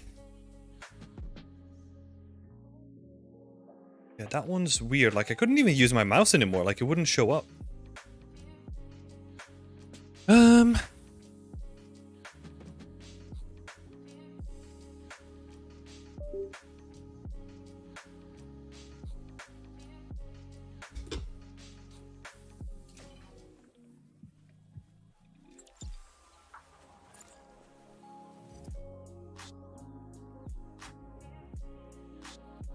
We are back. Let's see. Let's hope it doesn't crash anymore. I mean, I'm not doing it any favors, right? Like, I'm running all recording software, Unreal Engine, and Blender at the same time.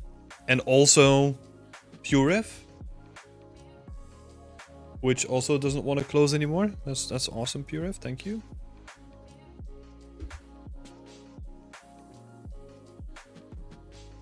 And I think my PureRef is too big as well. It's ridiculous the amount of RAM that it takes up. I think it takes up like, I don't know, like 20 gigs of RAM or something like that when I run it. So, yeah, not too great. Maybe that's it as well. Of course. Thingies are gone again.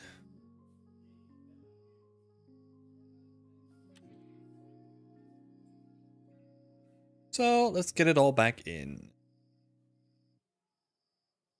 Oh. Okay.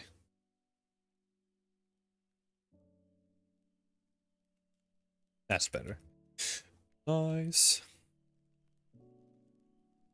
Well, I think I did save this time. So yay! We didn't lose the courtyard.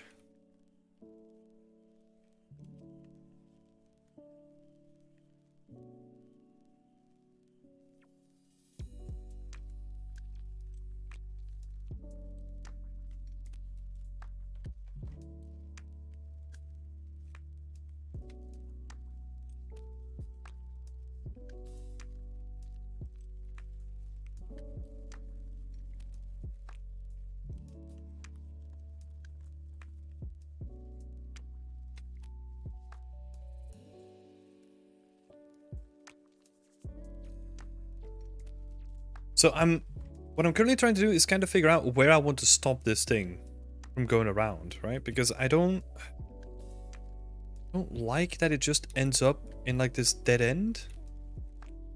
So maybe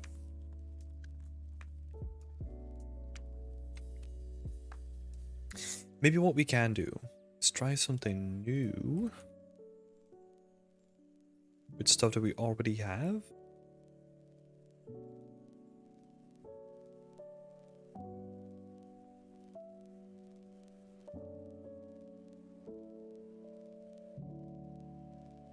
Do something like this where like the end of it is like fully closed off. Might actually look pretty sweet.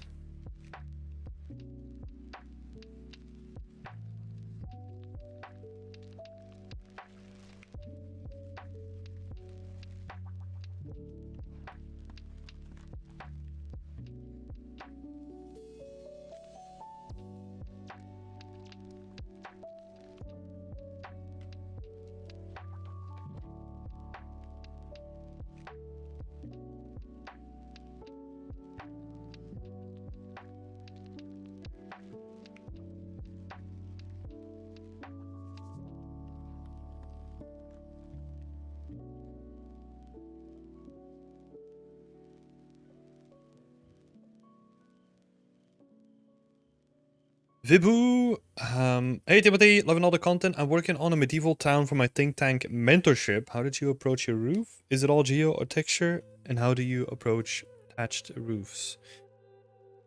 So yeah, it's all geo for me. I just wanted that extra fidelity in there. I decided to go for probably the most expensive way how you can tackle these roofs, because you can tackle them in a couple of ways, right? Like you could have geometry on the edges and the interior would be POM, right? Like parallax occlusion mapping. That would be like an optimized solution. I think the step above that is having a tileable where you do cut in like edges and like try to make the most of like the tileable geometry. That's also another option. Then what I did is I cut out like individual pieces of geometry based on my tileable and then scattered them around with a tool that I made myself. So I think, yeah, there's a couple of options. It depends on what you want to do. Yeah, like there's all kinds of ways that we can do this, right? Like I could make the claim that the way that I did it might be unoptimized, but you could also then revert this to the tileable again at a certain distance, right? Cut out all the geo in like LOD 1 or 2 and like flatten it to make more sense, like to be more optimized. Yeah, that's on the roofs. And then for the thatched roofs, I kind of use the same. I have a tool that I use to scatter stuff, right? Like you can kind of see it here. Like it literally just, I made like a little scatter tool here that will just take any input.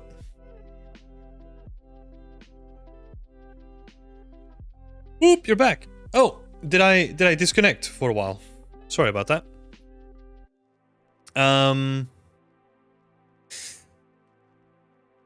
Yeah, hopefully I wasn't gone for too long. So look. Just make sure everything is running smooth now.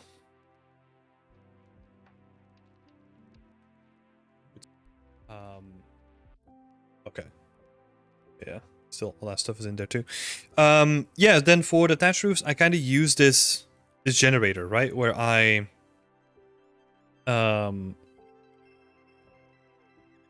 where I can increase or like decrease the amount of tiles that I want. And I use that to scatter like thatch on top of roofs as well. Thatch roofs are a little bit more tricky because if we look at the base geometry, right? You see that I have a couple of different sections. So I have like the main tileable section, which is just like thatch. Then I have a strip on top of here that has kind of these bindings built into it. And then I have the end pieces as well, which are just like, imagine if you were looking, like if you have a bundle of thatch and you're looking at it like this, like straight on, that's what you would see. Right? And the texture itself looks like this. So you can see that I have like this section where you can look like straight on. I have that as like a little strip at the top. Then I have another strip here with the bindings. And then I have my main tileable section. And then I have the opacity section at the bottom of it. So this is stuff for the edges, right? That allows me to build like the entire roof section with just one texture.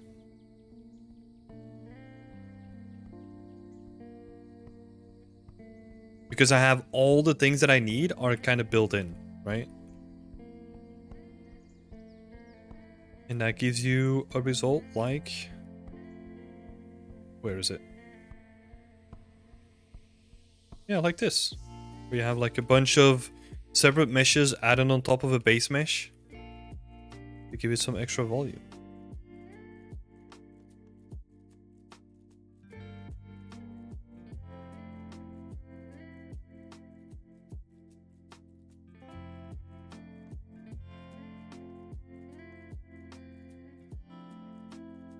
Hi Timothy, how's it going? Quick question. How do you make Blender show the red flip normals all the time?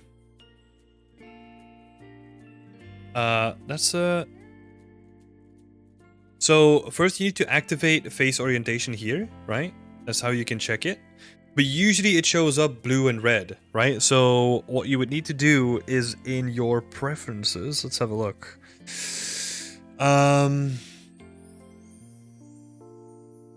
I honestly don't even know what it was called again.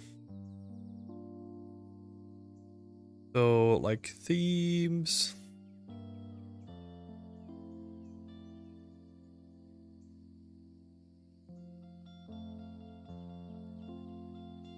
Let's have a look. So,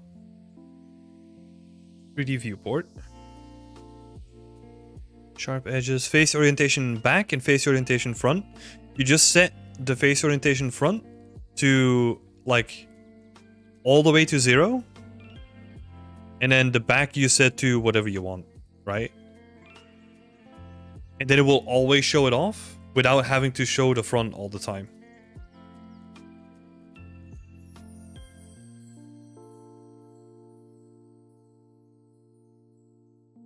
Do you also use alpha cards for the thatch roof? Yep.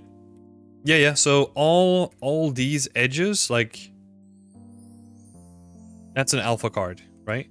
So where I need stuff hanging over, or I need to scatter stuff, like scattering these like islands on top of it.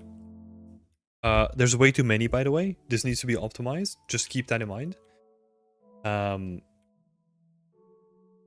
Yeah, all these are alpha cards.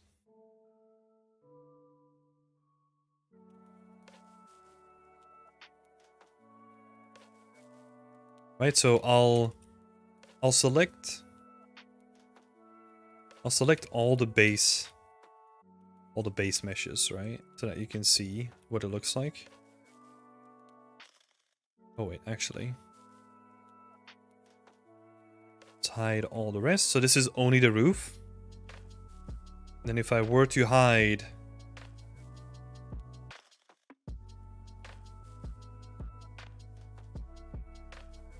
this, then this is all the alpha card stuff, which is just way too much at the moment, but it's easy to optimize this. Oh, Sarah.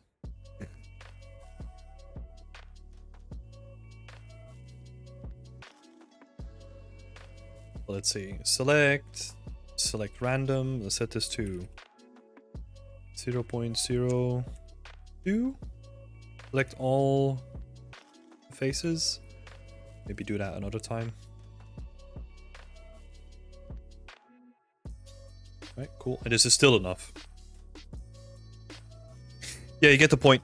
Vivu, should you optimize for portfolio? Yes, you should. You should at least show that you know how to optimize if you need to. Are these cards drawing from the same base mesh? Yes, they are. So like all these alpha cards are picking up from the bottom of this texture, right? Because this is where the alpha is coming from. And then if we, let's say if we select all of this, you can see that a lot of stuff is just like mapped on here, right?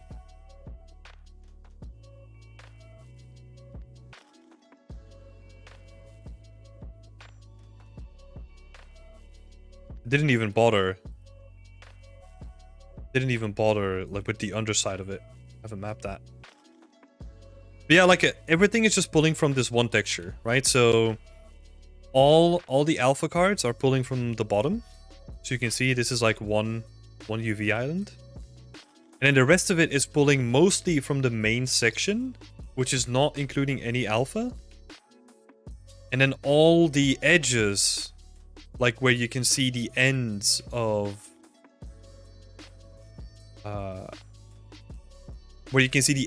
the thatch, right? They all get mapped onto this top section over here. Thanks a ton, that helped me so much, Tim. No worries. No worries.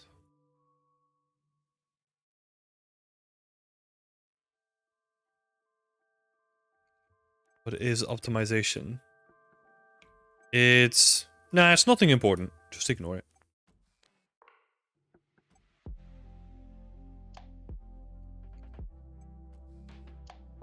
Okay, so yeah, I kind of like what we have going on here. Just need to finish some of it up.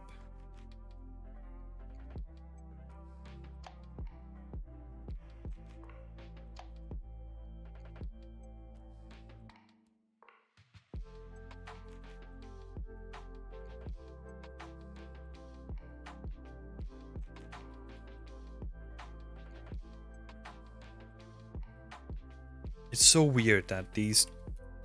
Wait, are they gone again? I don't. Why?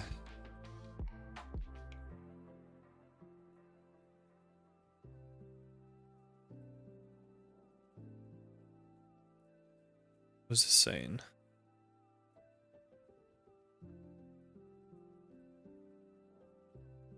Was not packed. Oh, it's complaining about like the light. That makes sense. Oh wait, does it? Do we add a light in here?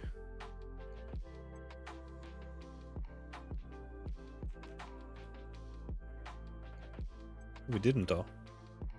Oh no, we did. There you go. That's better. Okay, cool. So now that we have that, let's... If we can add it into the game, make sure to save as well.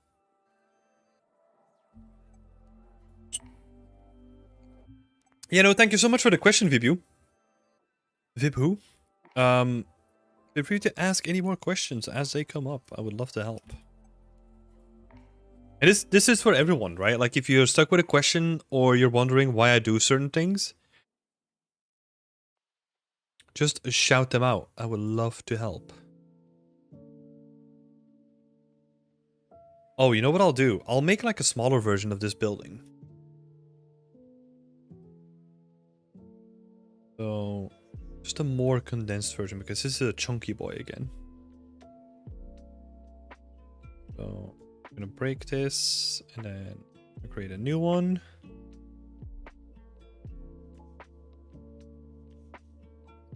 How do I get a job? By working on your portfolio, putting out good work, and then applying to positions.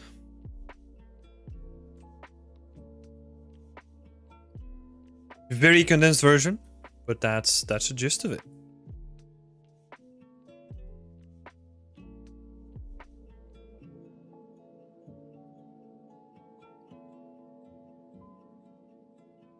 Building street. So what are we gonna do with this one? Oh yeah, we want to. Oh, building street. So PPP building standalone.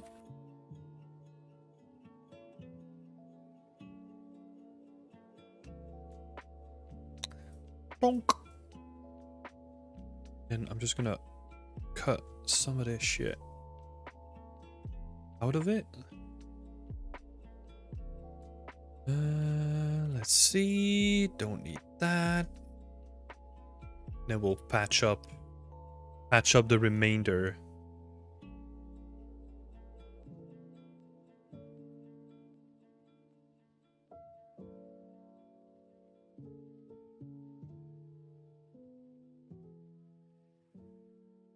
So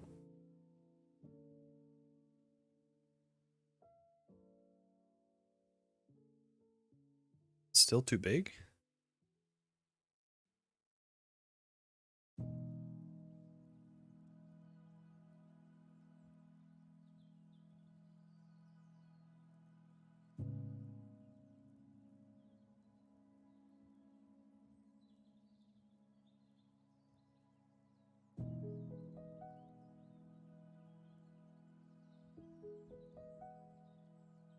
Shh.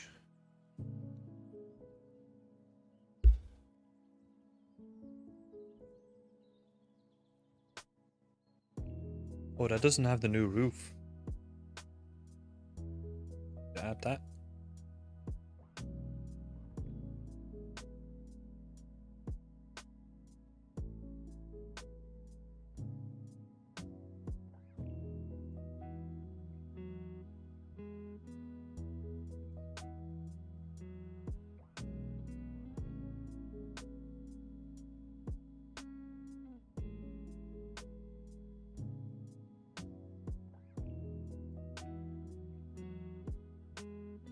Still feels a little bit big though, doesn't it?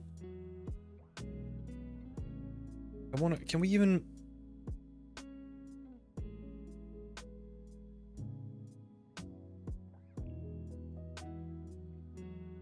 I guess we could make it even smaller?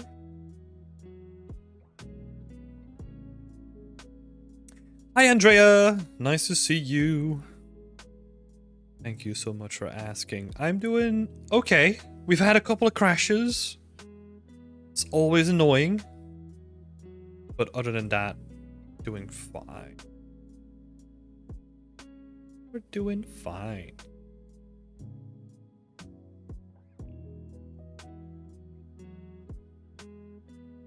So this needs to go, and then we'll... This is a very... Yeah. Very tiny building now. Even though it's not that bad, actually. Too bad.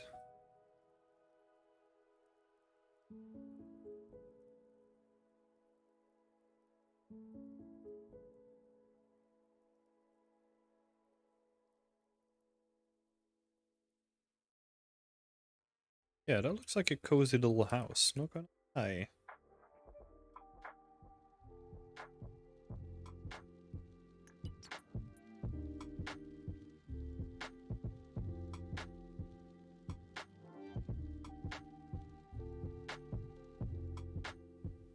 Yeah, how are you doing, Andrea? I don't think I asked you.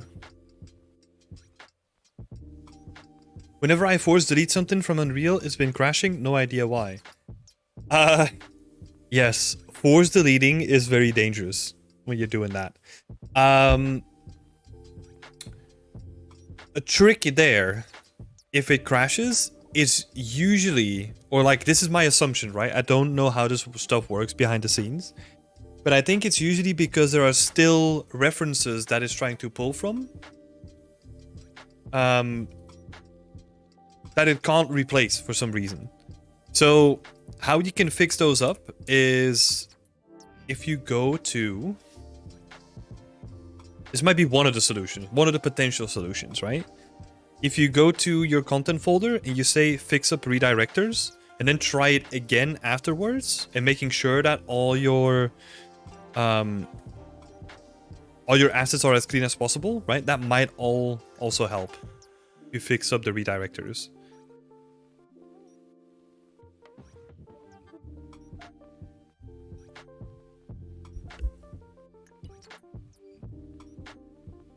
Yeah, it's a reason why they don't want you doing it. Like, it's can be very dangerous. I would also... Someone did suggest to delete it from the file explorer instead, but I'll try what you suggest next time. I wouldn't recommend doing that, because then you're gonna end up with like redirectors that end up being broken anyway, and you have to clean those up regardless. Yeah.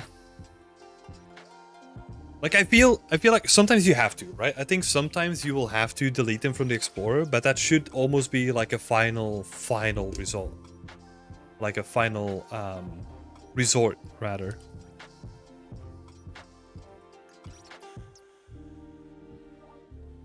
At least that's how I feel about it in my non-technical brain.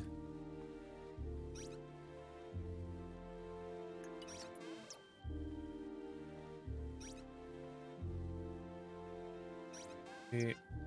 Trying to... So this links to that, and I want to scale it though. Yeah, it's just this corner piece that's annoying, really. There's another way to delete assets in Unreal.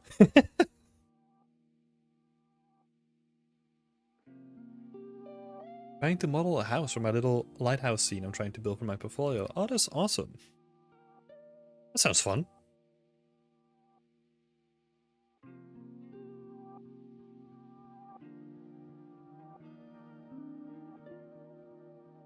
You know what else we could do?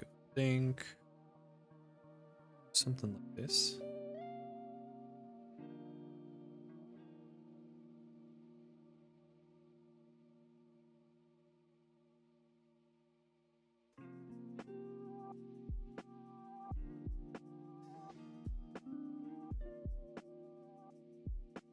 Yeah.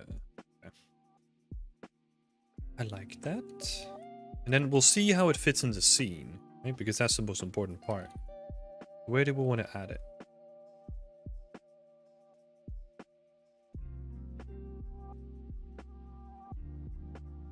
Standalone. Oh, the pivot is screwed up. So let's... Is that while we're at it? I love... Man, I can't tell you how much I love being able to adjust a pivot like this. This is probably the best feature that Unreal has added in the last couple of years. Like this in like level instances. Oh my god. So big.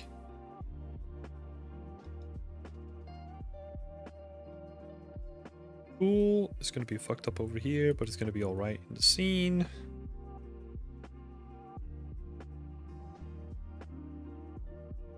Oh yeah. Oh, this is cool. So now we get this like little tucked away little staircase over here, which is nice. The only thing that's annoying... no, it's not actually what we can do. Because I was about to say the only thing that's annoying is now we have to make it super flat. But we can actually kind of fix that if we remove the door here. And just move it down to where it needs to match with the floor. And then add the door as like a separate thing again.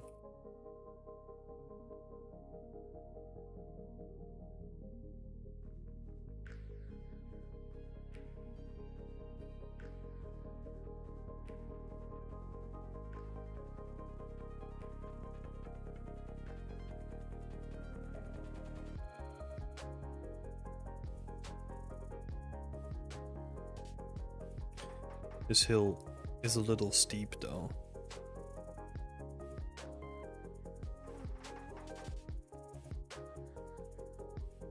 It might not be the best location for this, but see what we can do.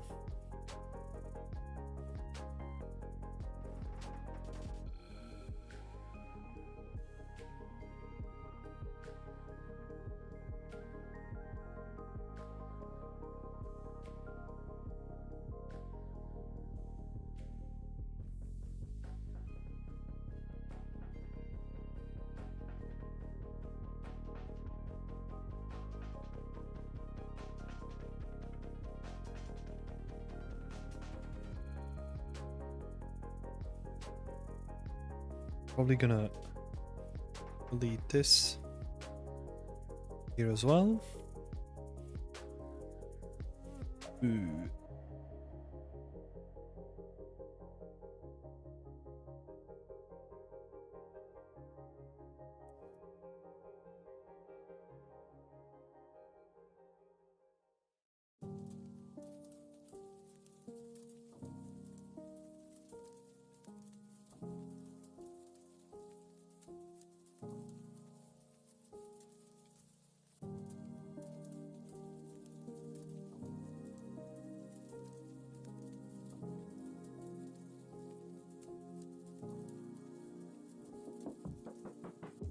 This blacksmith is... He probably has like the best position in the town, no? Overlooking everything else.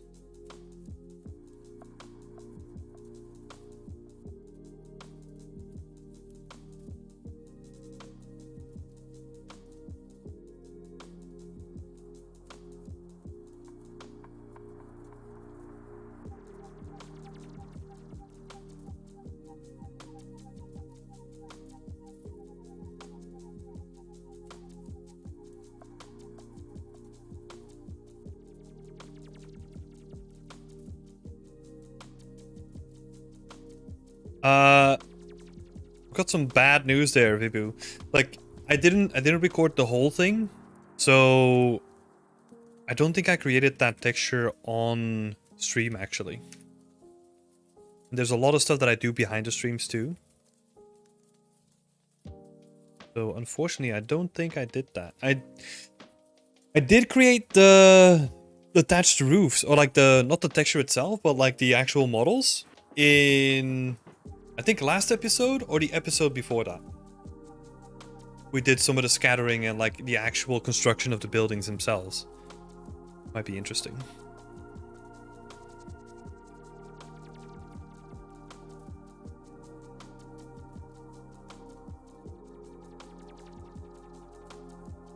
So yeah, not this. No worries. Thank you for asking. Yeah, so we've got like a winding road now. This comes in, kind of takes a dip here. Let's see.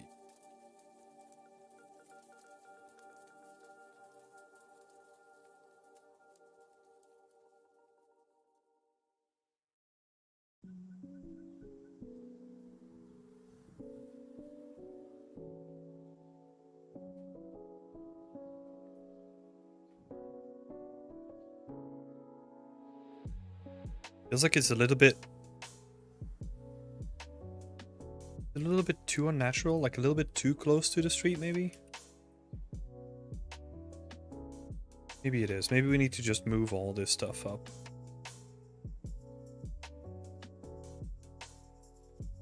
Because that's probably like the main, that's the main artery going through the town, right? So they would always preserve that because there's probably people passing by like a lot of the times during the day. So they're not going to build like quite close to it. Like not on it, I should say.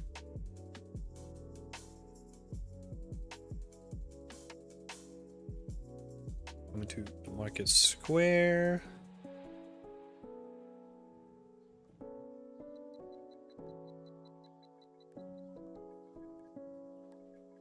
Shit like that. How do you add collision to splines? I just fall straight through. So, what is it? Yeah, like generate overlap events. That's what I had to tick, and then it generates collision. Like on the spline itself. Like you can kind of see it, like...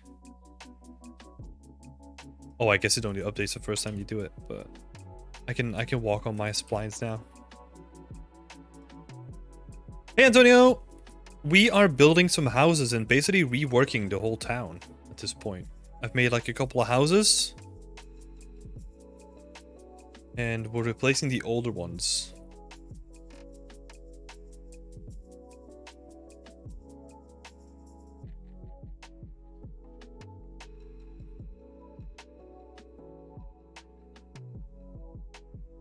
Yay! Crash again! Let's go!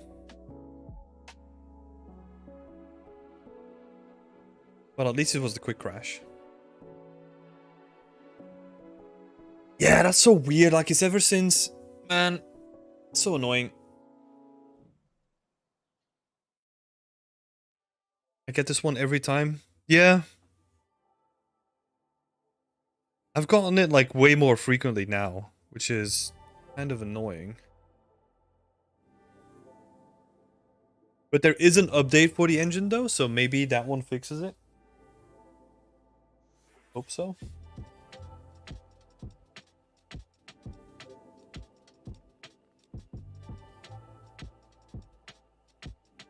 Recently used 3ds Max, but it was unreal though. Completely missing the point there.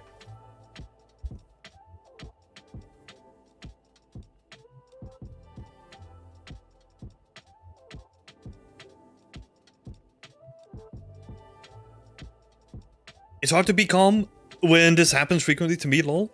Yeah, I mean, yeah, it is annoying, right? But like, there's nothing you can do. Like, what I'll do after the stream, I'm gonna update my graphics drivers and I'll update the engine version as well. See if those two things help. But yeah, other than that, like, there's nothing real we can do, right? Apart from saving a lot.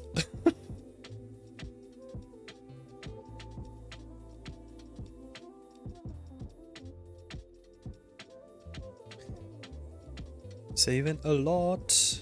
How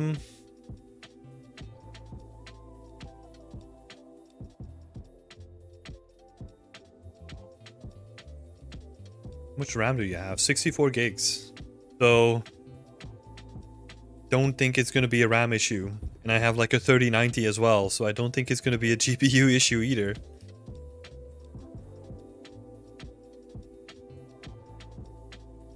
It's... yeah, I don't know. It's the way that I can pinpoint it is because I switched to the virtual shadow maps. That's the last thing I did. So I switched to DirectX 11 specifically for the shadow maps, right? And since then, it seems to be crashing more frequently than it did before. So it might be something to do with that. Honestly, just guessing though, you know?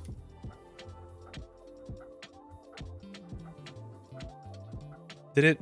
Oh, do I need to re-import the covers again? You gotta be kidding me. This is a couple of times already today.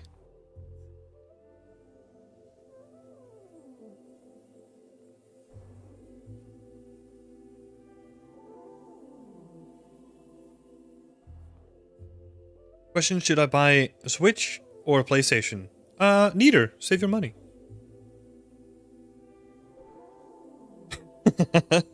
Probably not the answer that you want, huh?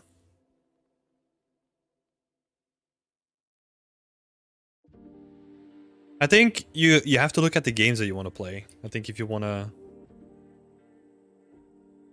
to support it, right? Okay, let's do this once more. If you don't have any need of it, yeah, don't buy it. That's my advice.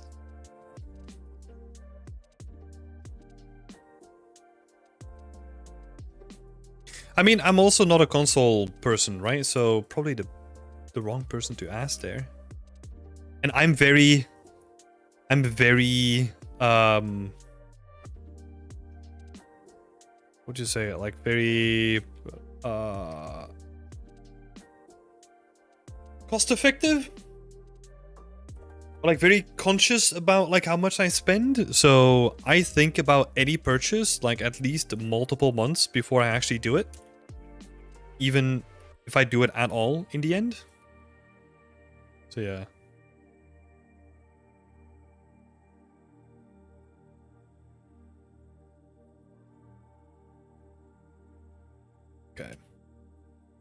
Okay.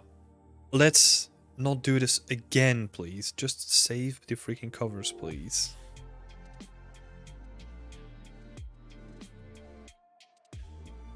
Yeah, but I totally understand, Maddie. Like, it's hard to be calm when something happens like this frequently, right? But yeah. It is annoying. For sure. Vibu is asking, I'm actually making a Viking village. They are slightly different than regular medieval buildings. Any advice on how I can approach them modularly? Yeah, basically the same way that I'm doing them, right? Like some of them are very, it's not exactly the same, but something like this sort of would be very common, right? And then you can split it up into like a multiple pieces, and do the buildings, like the roofs in multiple pieces as well. So I have like an end cap, I have the roof themselves, separate doors, walls. So very standard, right? Like very basic.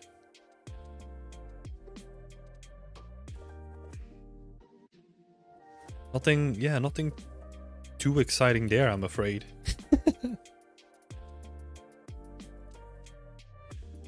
The marathon game from Bungie looked insane. Well, it's not a game, right? It's a teaser trailer, but it looked freaking gorgeous though. Like I love the art direction.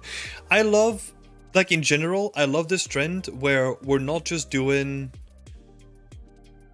well, we'll see, right? I have to be very cautious about this because I feel that art direction is going to play an even bigger role the further we go in the future to separate yourself from the general market, even though it's usually like a huge risk.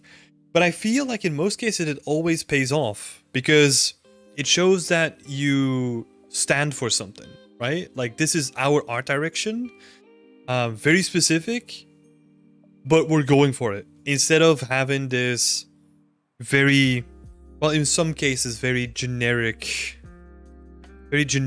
kind of like, I don't know. Yeah, generic is probably the best way that I can describe it. Like art style, right? Where it's like cool, it works, but it's also like we've seen it before.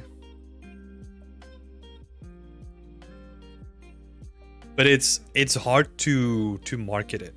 I think that's always the issue with that kind of stuff.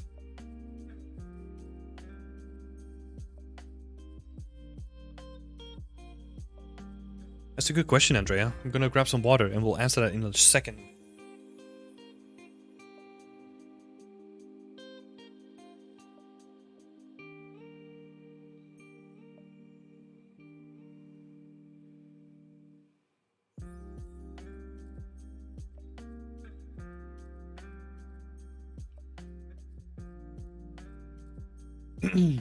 What inspired you to become an environment artist?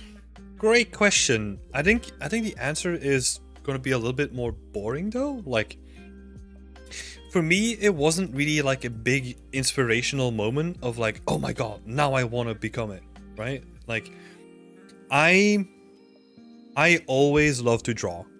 Like I have a couple of sketchbooks behind me that I filled like over the years before I became an environment artist. So I've always been really interested in art. And I went into university trying to become, or like wanting to become a concept artist, right? I was basically looking at like, I don't know if you know this, but like, know this channel, but like Feng Zhu Design. Even, I would recommend it to check it out for even non-concept artists. But I was watching those videos like regularly. I was drawing and like painting constantly. And then I went into uni wanting to become a concept artist, right? So that was my whole thing that I wanted to do. But then over the time, I discovered that I had more of a love of building worlds in general than rather than specifically like drawing or modeling it, right? And I felt like it was a good moment for me to transition from concept art to then actually building the worlds, right, as an environment artist. And that's what really kind of kicked that off. Like once I got a taste of it, I didn't let go, and I feel like we're still here because of that.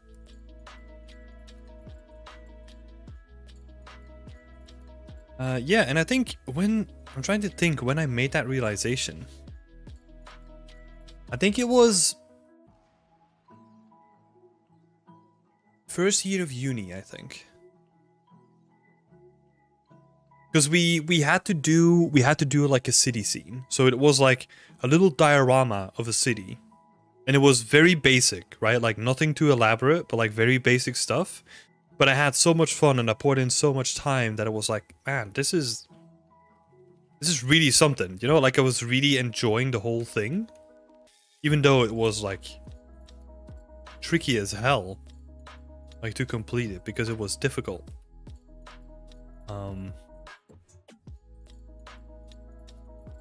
Yeah, I feel like that's sort of like the beginning of that journey. And then I started doing more and more of it. Right? And then by doing more and more of it, I was like, man, yeah, this is really vibing with this, you know? And just the opportunity of, I've always loved the opportunity of doing something like I'm doing now, right? Where I can build worlds that I want to build for myself and then share that with other people. But I think what I then struggle with the most is picking a niche, right? Or like picking the thing that you want to do. I was always really bad at that. Even though I give this advice to a lot of people, myself as well, I kind of always sucked at just picking one section, right? I think in the beginning it was a little bit more prop focused, and then I went into like more of environment art and then doing level art and set dressing, and all that kind of stuff. But then, yeah, I don't know. Like I kind of liked doing a lot of stuff, you know? Like I was all over the place. I kind of still am, you know? Like that's why I enjoy doing this project, because I have to do a lot of it. Yeah. Do I still have my first project? I think personal project, not work related. Yeah, I think I do. Let me check.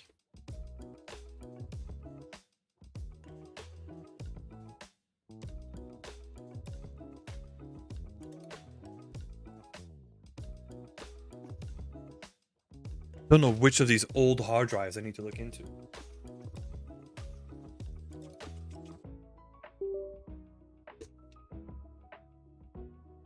Let's have a look. Is this the right one? I didn't label them. Might be time to actually label them, huh?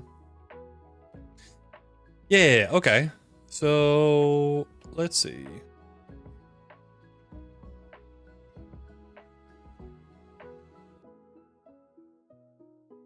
Here you go.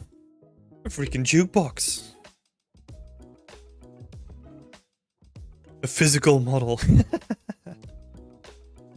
This was a pain. This is a project where I discovered that a high poly doesn't need to be one piece. And this really fucked me up. Because all that you can see here is like one piece, sub-D modeled. Like no separate pieces, all just one piece. Terrible. But this was, yeah, 10 years ago. 10 years ago. Let's see. Made a car. Pretty fun to do. This was also in the first year of uni.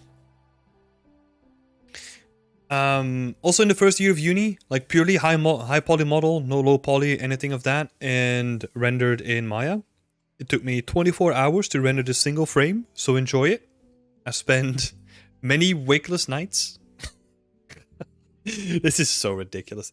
That this takes like 24 hours to render. A single frame is something that is probably going to be really difficult for people to understand.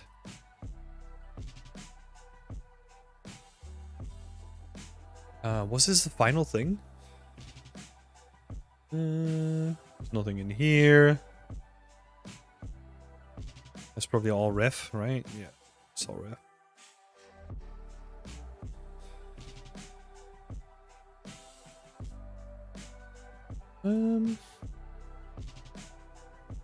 Is that car single mesh? No.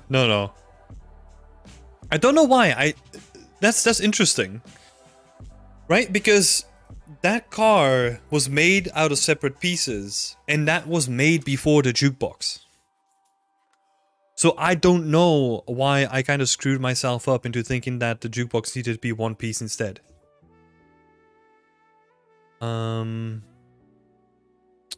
Yes, rendering in Maya. No, in Max actually. Sorry. What was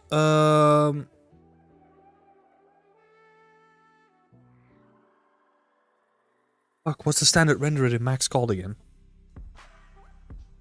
It's also none of the fancy... No, not V-Ray, not anything like that, right? It's just standard Max rendering. Mental Ray! Yeah! There it is. Let's see. Is there anything interesting in here? Game graphics? Making tileable textures. Here we go. Hand painting tileable textures.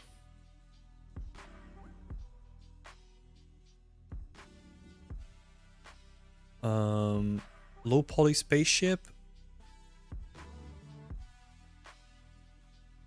Hell yeah. 128 by 128 texture. Let's go.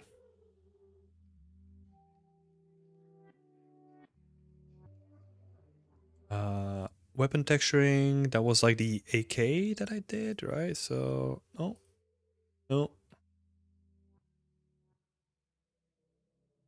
Ready for the Amiga. Yeah, it was fun stuff, you know? Fun stuff. Let me see. Oh, that's just the texture. Okay. Textured in Photoshop. Let's go.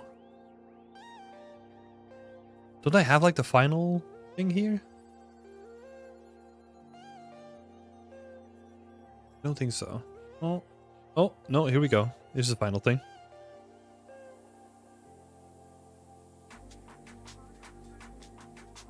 Hell yeah. Very early uni stuff.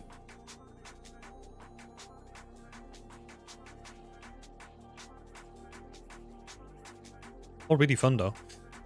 I don't know. This is the thing, like I lost the work for the first year, but let me see. I think I have it on Facebook, of all places. Let me see if I can bring it up. It was the city scene that I was talking about, right? So I'm gonna see if I can find it actually.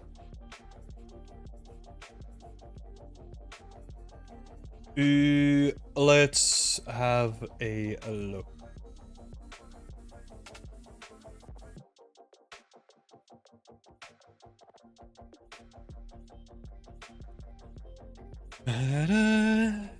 Whole bunch of drawings.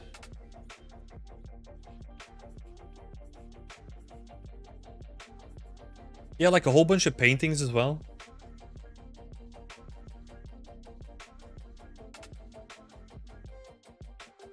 Like very early concept art, 10 years ago, right? Oh, here we go. Here we go. This is stuff that I was talking about. So this was the city scene.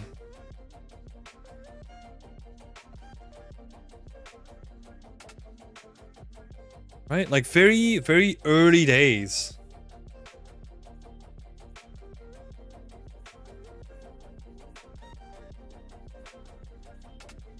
Yeah, I had a lot of fun with this. I still remember. Oh my god. What's it called again? So you have your all scene outliner, not the outliner, but like where Max links up with external files, right? It will pull in like texture data if it needs it.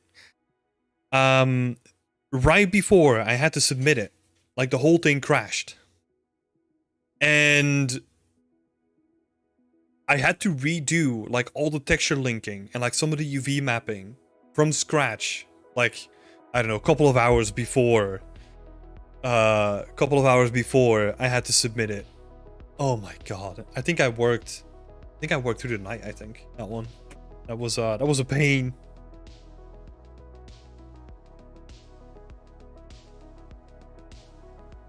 Do studios allow you to use Blender for modeling and UVs?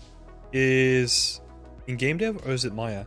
It depends on the studio. But like Scott is saying, I was using Blender before in a studio. So there's definitely studios out there that use Blender.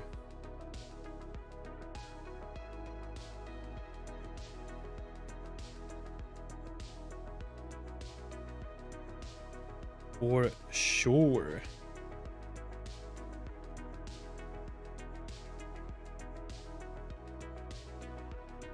You went to Courtyard? Yep. I studied at DIA.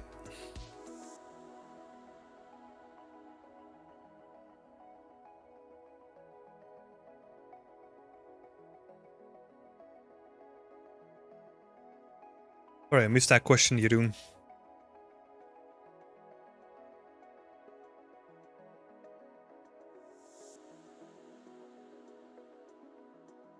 Cool first project, much better than my first milk box I modeled in Blender.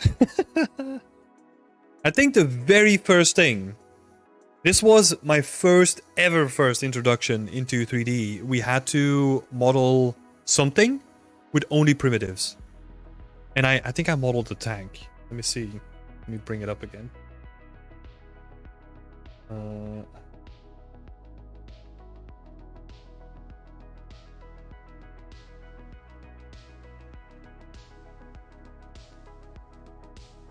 Oh, here it is.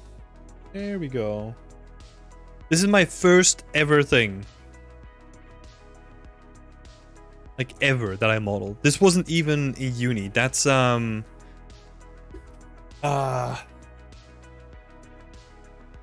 yeah, that was like as a preparation class, you know? A preparation for uni. First ever thing I modeled. At the same exercise. It's a fun one though.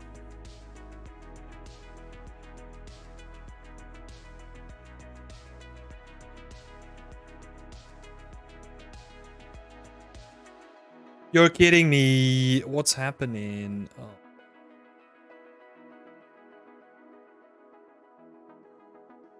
We're not gonna get any work done today, huh? I think it might be a short stream today then. Ugh. What is that? 4 crashes today? 5?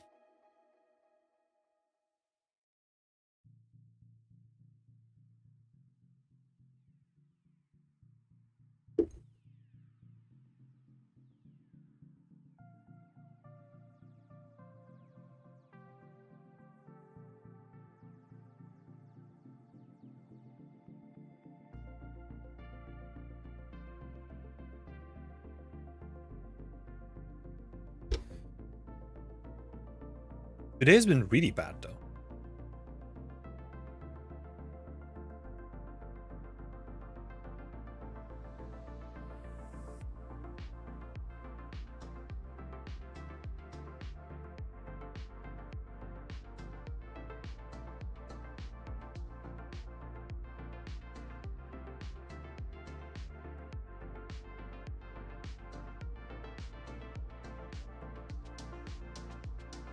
How does virtual texturing actually work? I'm not able to wrap my head around it. The good thing is, as an artist, you don't really, you know?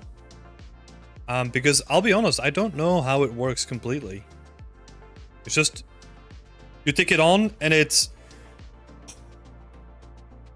it's just a more optimized way of working with texturing, right? Like it will automatically like batch stuff together based on the distance of your camera. Very simply explained. That's honestly all you need to know.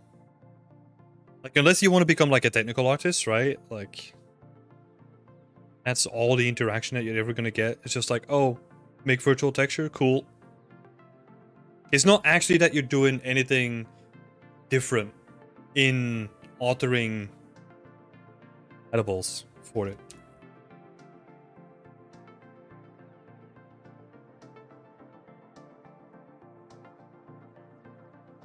Man, I keep losing my train of thoughts because of these freaking crashes. Okay.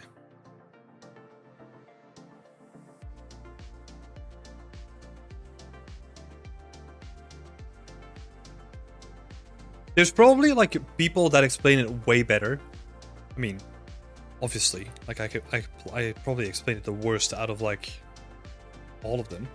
But, like there's probably technical people on YouTube that explain it way better if you wanted to have like a deep dive into the topic. And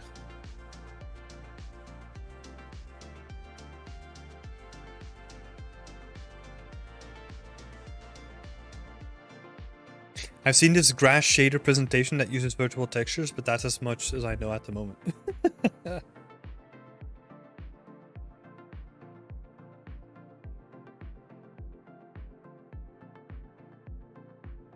Exactly. Yep. I don't need to know all that stuff either. Like just let it be a tick box. I'm fine.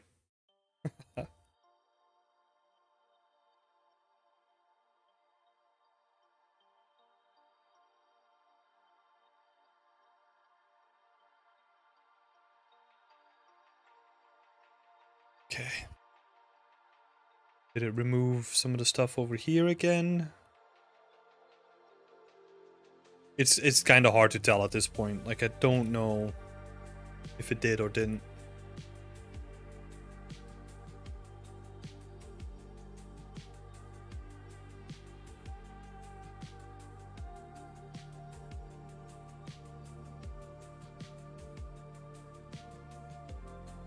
So definitely move this stuff over, right? Because that was like in the middle of the road. We don't want to do that.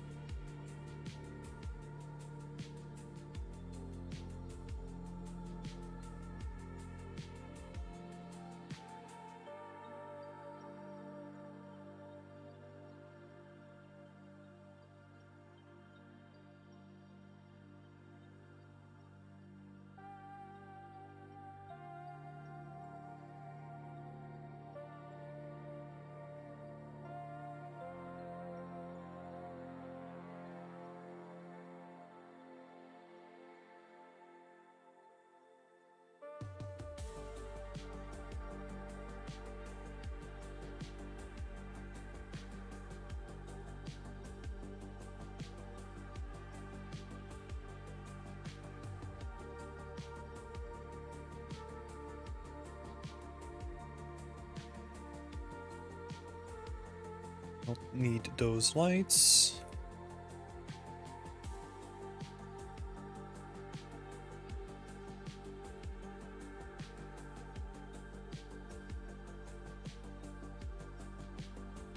I think with this one, I'm also going to replace the bottom as well with plaster. Where are we at? Over here.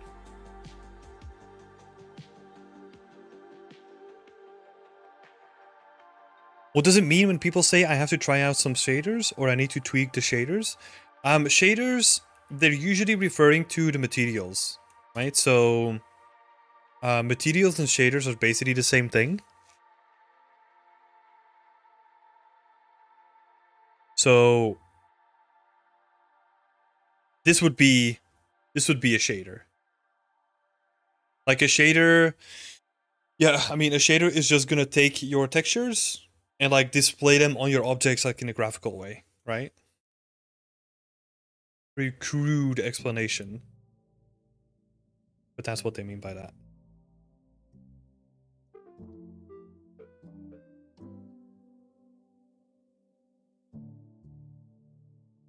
Yeah, so we're gonna replace bottom here with plaster walls instead.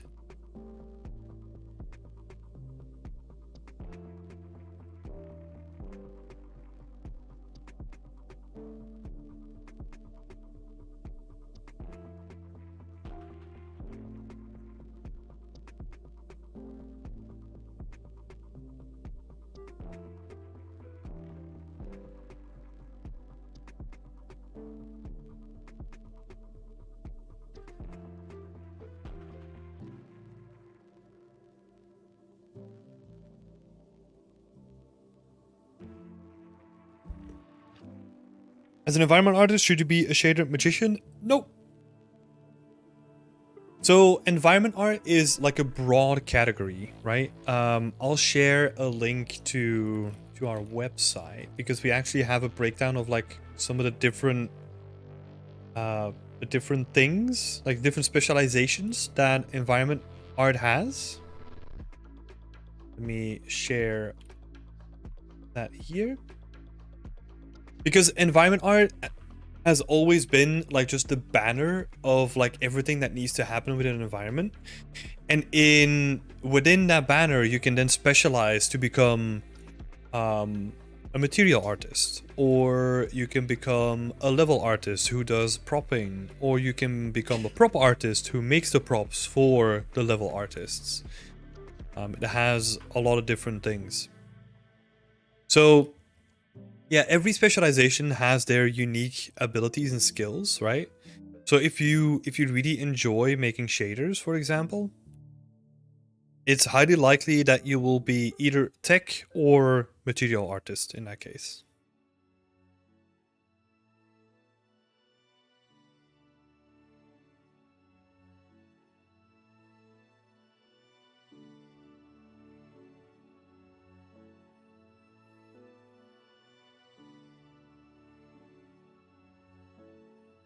It is a very good question, though.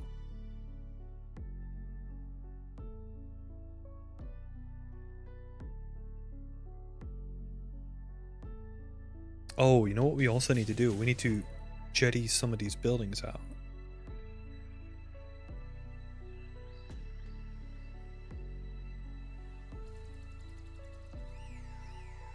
We need to... Or are we going to do that? 3?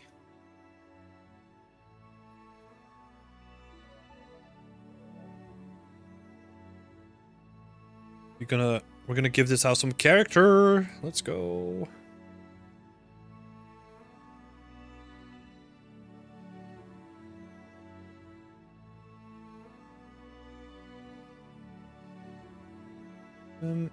This one we don't want to go too far.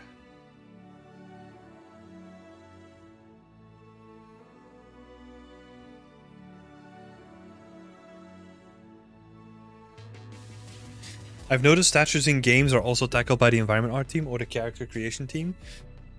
It depends. It depends who has the availability. That's one of those weird cases where it can overlap sometimes.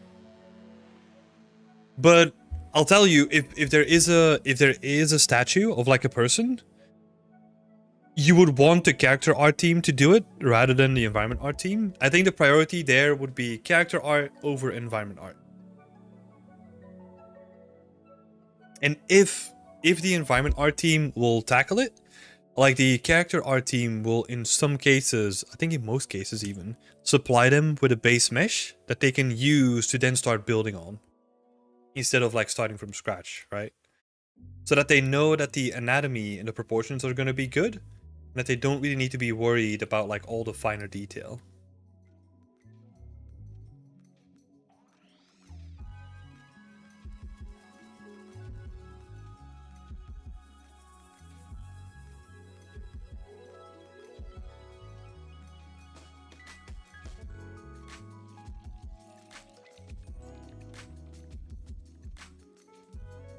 Fix that issue with the roof later.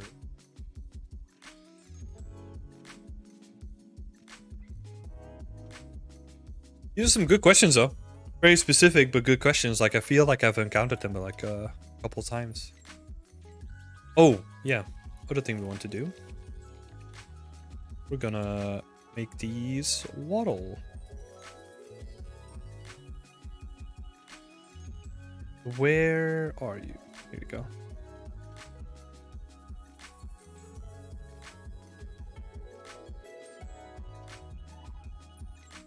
It's the level in Mortal Kombat 2, the living forest, in which the trees have faces, and I wanted to do some trees with faces since. That's cool, just do it. Do it, do it. Make creepy trees.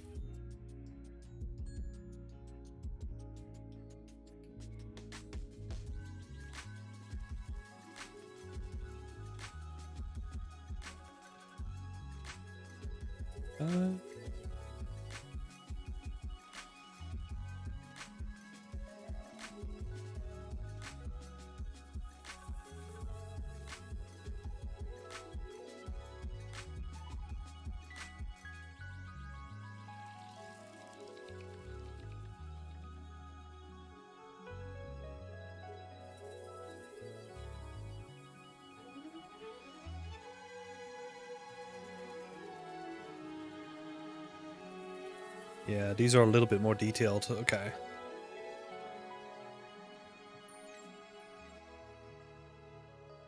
Corner.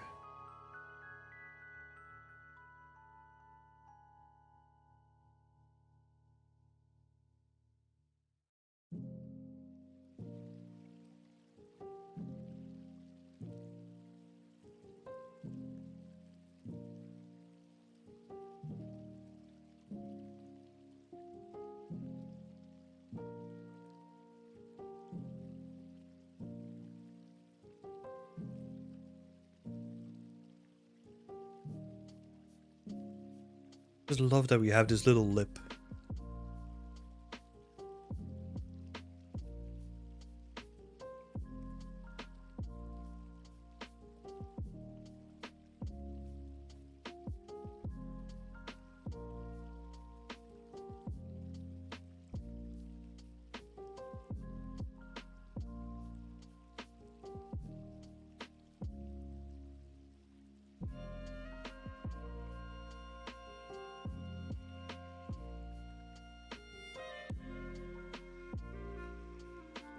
I notice you have ropes on the wooden beams and the building structures, so they usually eat a lot of polys. How have you approached them? How do you create ropes cables efficiently? The creation part usually depends. Like sometimes I'll use splines. Like for example, like a lot of this stuff is made with splines, right? Where I use there's a tool in Blender and it's also in Maya, and you can probably get it in Max too.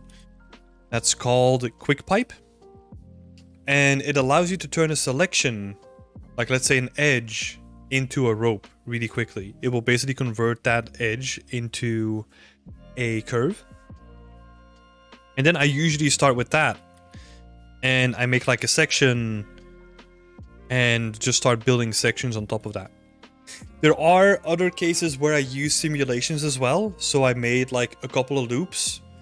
And then I have like a piece of wood sticking out and I use that as a collision. And then I simulate the rope on top of that. So it kind of bounces around and creates like a very organic shape. And then clean that up again. It's also a fun way to make ropes as well. But yeah, efficiently, you'll have to just optimize wherever you can with those ropes.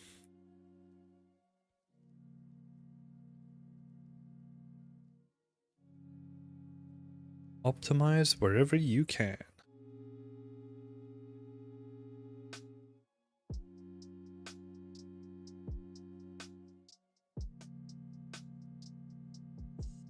Oh, these are a little bit shorter as well.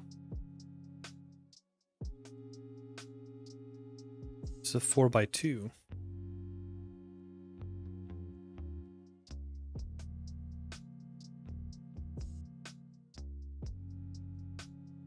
No. We're gonna scale this up a little bit. Instead...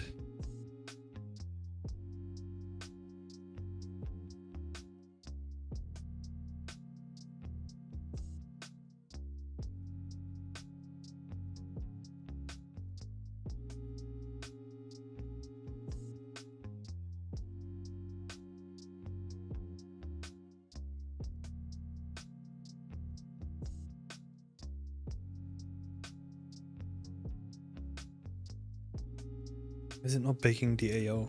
Those things.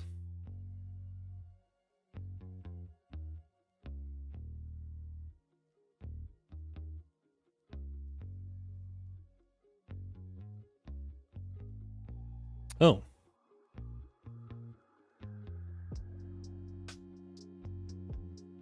The hell?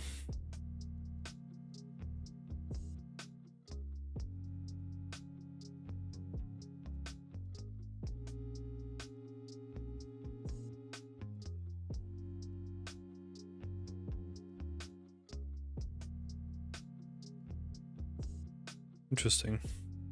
So that's one thing that we'll have to look at, that it doesn't update the vertex color correctly.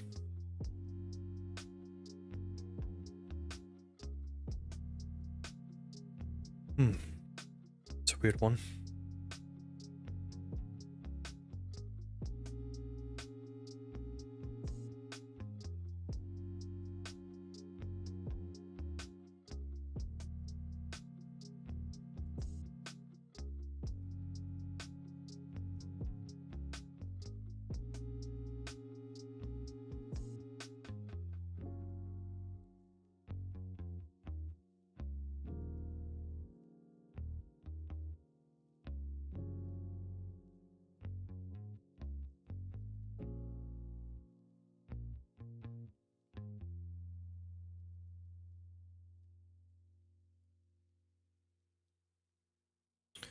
Boop, boop, boop.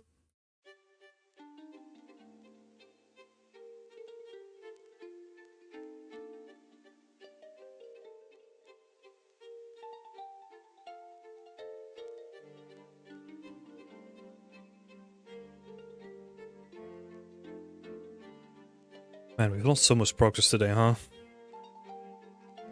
Kind of infuriating.